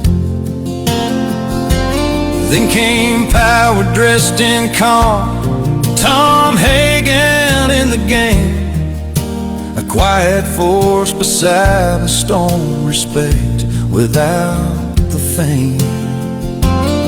Then the sky lit up in fire, smell of napalm in the dawn. Kilgore riding through the chaos like a war that never's gone. He didn't shout to steal the scene, he just stood his ground. And somewhere in that silence, truth is always found. He didn't just play the part, he became the man. From war-torn skies to family ties, you could feel it in his hands. From consigliere calm to a soldier's command, every role he ever touched, he became a man. And then he rode out west where the wild winds blow, with a cowboy's soul so free. Gus McCrae riding open range like a man we all believe. Dust and otter, heart and steel, stories in his eyes. Every mile of memory, every word of truth that rides. Tender mercies, broken roads, a whiskey-soaked regret, found redemption in a quiet song the world won't soon forget. He held that gold in '83, but never changed his way. Still chasing truth in every role, still working to this day. Not just lights and cameras rolling, not just lines and names. It's the weight of every story and the truth behind the frame. He didn't just play the part, he became the man. From a soldier's road to Hollywood, to the heart of every fan. From the plains to the fight, to the silver screen stand. Yeah, every role he ever touched, he became a man. Yeah, he didn't chase the spotlight, it found him where he stood. A lifetime carved in honesty, and he played it like he should.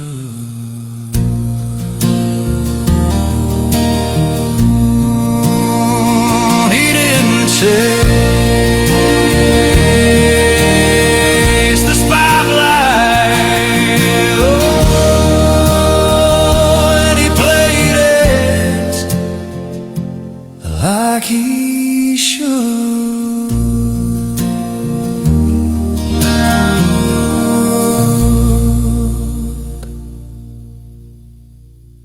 He did become the man, I'll tell you that right now. I wrote this next song right here after my bout with the prostate cancer. This is called The Tests. We'll be right back here on Pedal to the Metal, Motors and Music.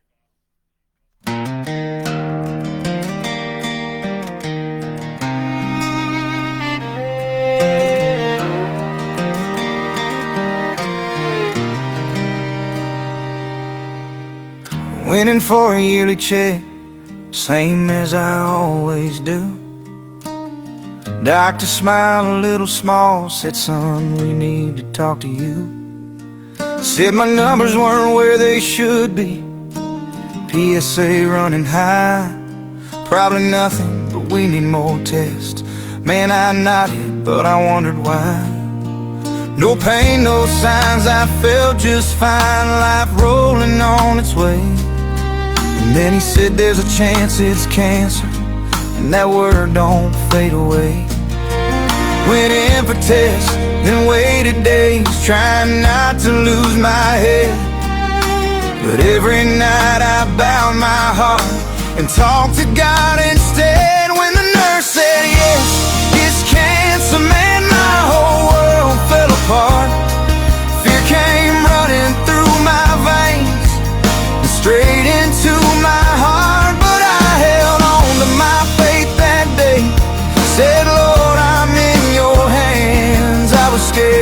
I believe somehow this wasn't how my story ends. Doctors laid out every road, the good, the bad, the pain. Cut it out or burn it down, or fight it with a beam.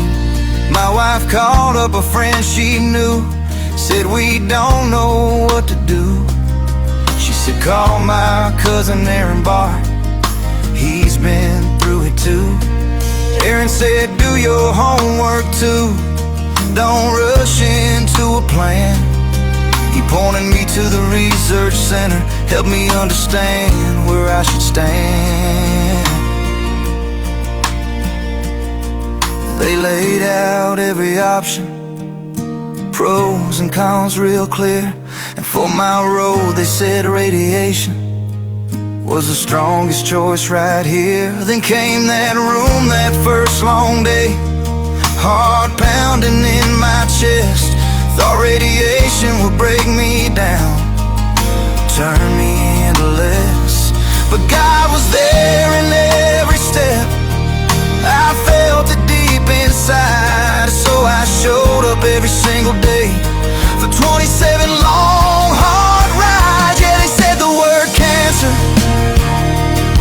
and it shook me to the bone. But I learned you don't fight battles like that on your own. Took some faith and stubborn hope and a whole lot of prayerful chances. I was scared, but I was ready, Lord, to stand up to my circumstances. Every 3 months I still go back, let them run those numbers down. So far so good, thank God above. It never spread, it stayed right where they found. Yeah, that word still scares me sometimes, I ain't ashamed to say it. But I'm still here watching sunsets and another brand new day. And I thank God for my wife and family, for friends who made that call, for Aaron Barr and all those doctors who held me through it all. Get checked, get help, trust in God and hold on strong and hold on home. Waiting for a yearly check, but I didn't walk it by myself. Yeah, I'm still here to tell it.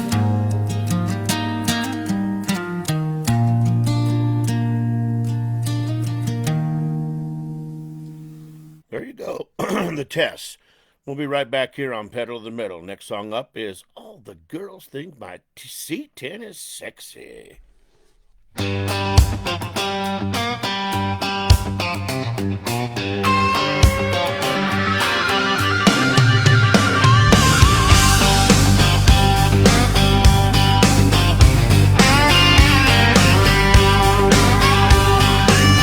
Got her washed up Friday, sun going down, chrome on the bumper, tires turn loud, blue neon glow under an old bench seat, radio crackling out of hometown beat. I roll past the diner, hear my name, small town eyes know that sound again. Keys swing low, engine humming steady. Yeah, the night says I'm already ready. Dust on my boots, smile on my face. Main Street lights set the pace. All the girls think my C10 is sexy, hanging out the windows yelling, hey, come get me. Laughing too loud, hair in the breeze, turning every head when I ease through the streets. It ain't just me, it's the way she rolls. That old square body got a hold on their souls. Friday night lights and the radio's heavy. Yeah, all the girls think my C10 is sexy.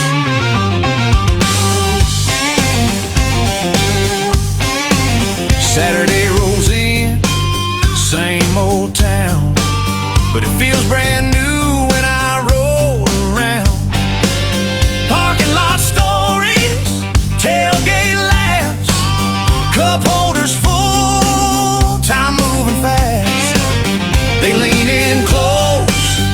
to hear her idol say, boy, that truck should come with a title. Bench seat smiles, hands on chrome. Every mile feels a little like home. Engine talking, speakers loud. This old truck draws a crowd. All the girls think my C10 is sexy, hanging out the windows yelling, hey, come get me. Laughing too loud, hair in the breeze, turning every head when I ease through the streets. It ain't just me, it's the way she rolls. That old square body got a hold on their soul. Saturday night and the moon shines ready. Yeah, all the girls think my C10 is sexy. She ain't fast, she ain't new, but she knows how to steal a view. Little rust, little shine, whole lot of trouble on the county line. All the girls think my C10 is sexy. Camera phones out, swear they wanna text me. Heartbeat thumping with a kick drum beat. When I roll slow down Main Street, engine cooling as the sun comes up. One last song, one last cut. If loving a truck is something risky, I'll take that ride, 'cause all the girls think my C10 is sexy.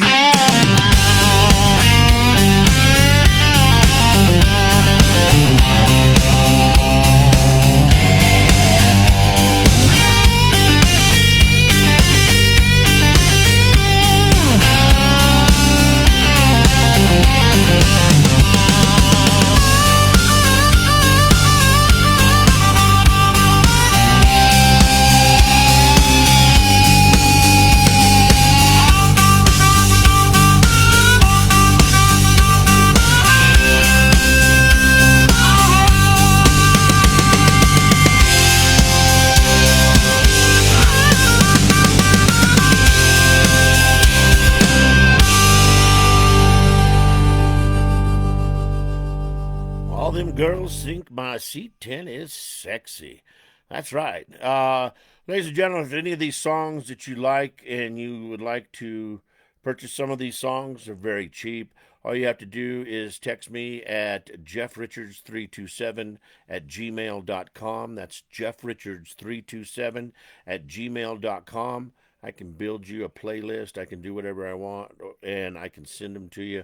And we're talking just pennies on the song. So make sure if you're interested, once again, that's jeffrichards327 at gmail.com.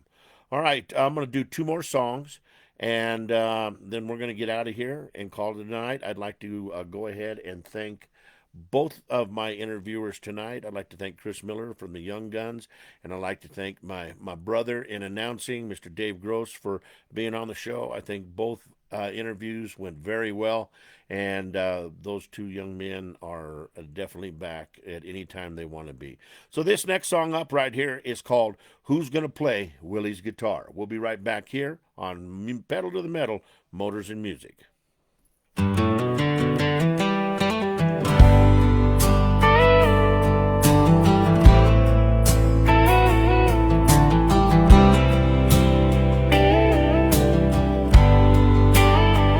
Back in the early days, a Texas boy with a dream, Willie bought him a guitar with a voice like kerosene.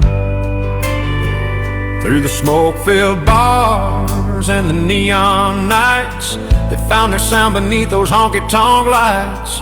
That old guitar was more than wood and white, carried every heartbreak, every flame of his fire.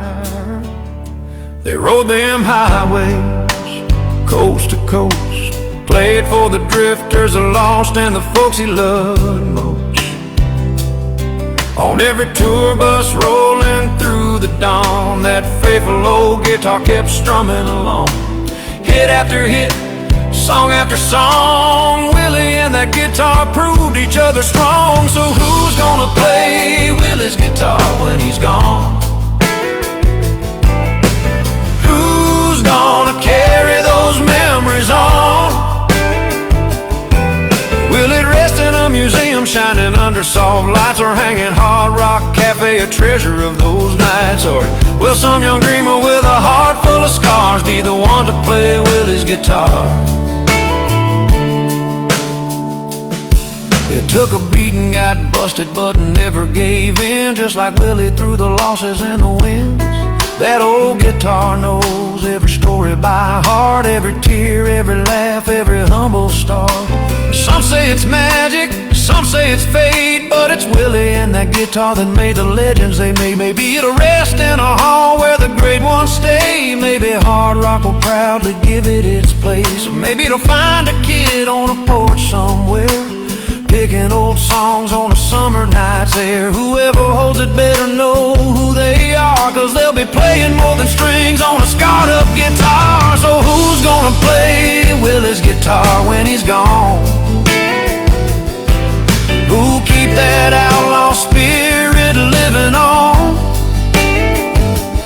Whether it's behind velvet rope or in a young troubadour's arms, someone's gonna feel that magic charm, yeah. Long as the world still loves a country star, someone's gonna play Willie's guitar.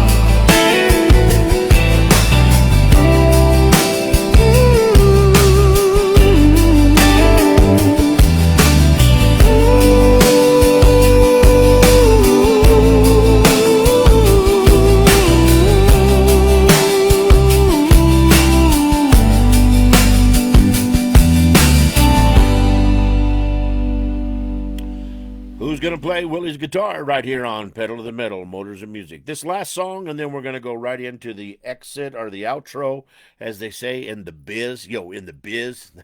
yo, in the biz. You know what I mean? Anyway, this last song here, it's kind of a message like, you know, why do all the good ones have to go first? You know, why do they always die? And we have all these scumbags out there in the world that kill people and harm people, and you know, I mean, it's a terrible world, and I just don't understand it sometimes. So I made this song, and this is called Why Do All the Good Ones Go First?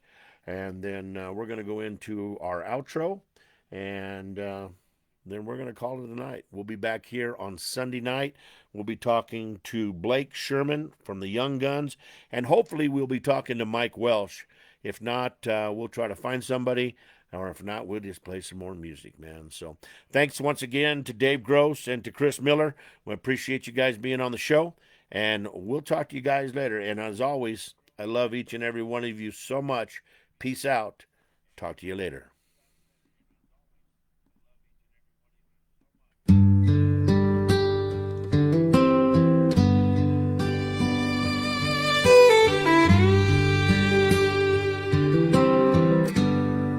There's a darkness in this world I can't explain. People hurting people like it's some kind of game, while the kind ones are out there mending broken lives, helping neighbors and mowing yards, showing kids a better life.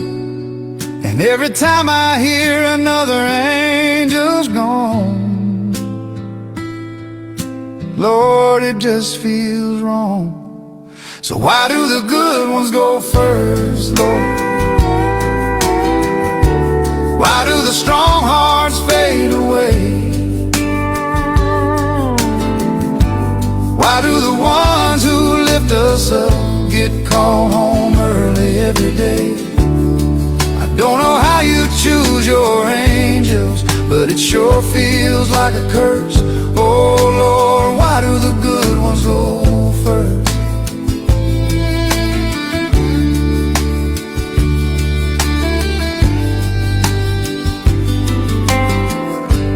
Some folks spend their whole life causing nothing but pain, while the good souls are out there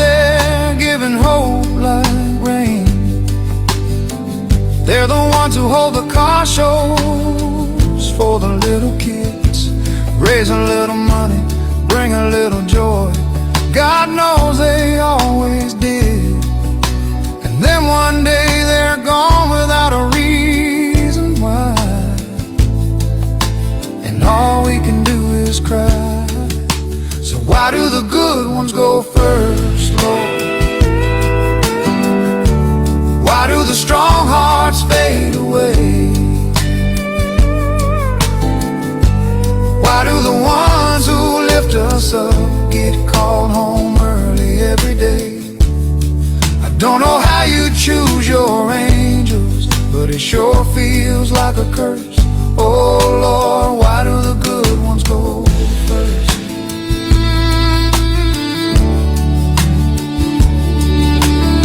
Maybe you need them up there more than we do down here, to shine a little brighter, to chase away the fear. Lord, if you're listening, keep a few here too. This broken world still needs the work they do. So why do the good ones go first, Lord? Why do the gentle souls disappear? Why do we keep on losing heroes we all need it right here? I know you got a plan in heaven, but down here it still hurts. Oh Lord, why do the good ones go first?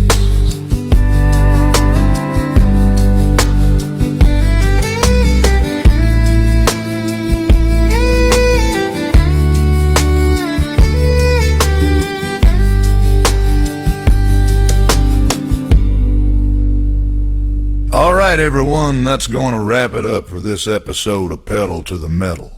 I want to send out a huge thank you to each and every one of you for tuning in and supporting the show. I also want to thank all of our amazing sponsors. You're the ones that help keep the wheels turning, and we truly appreciate you. Be sure to join us every Wednesday and Sunday. We kick things off with music at 6 p.m. each night, and the full show starts at 7 p.m. Mountain Standard Time. Until next time, keep the pedal down, heads high, and we'll see you at the next show.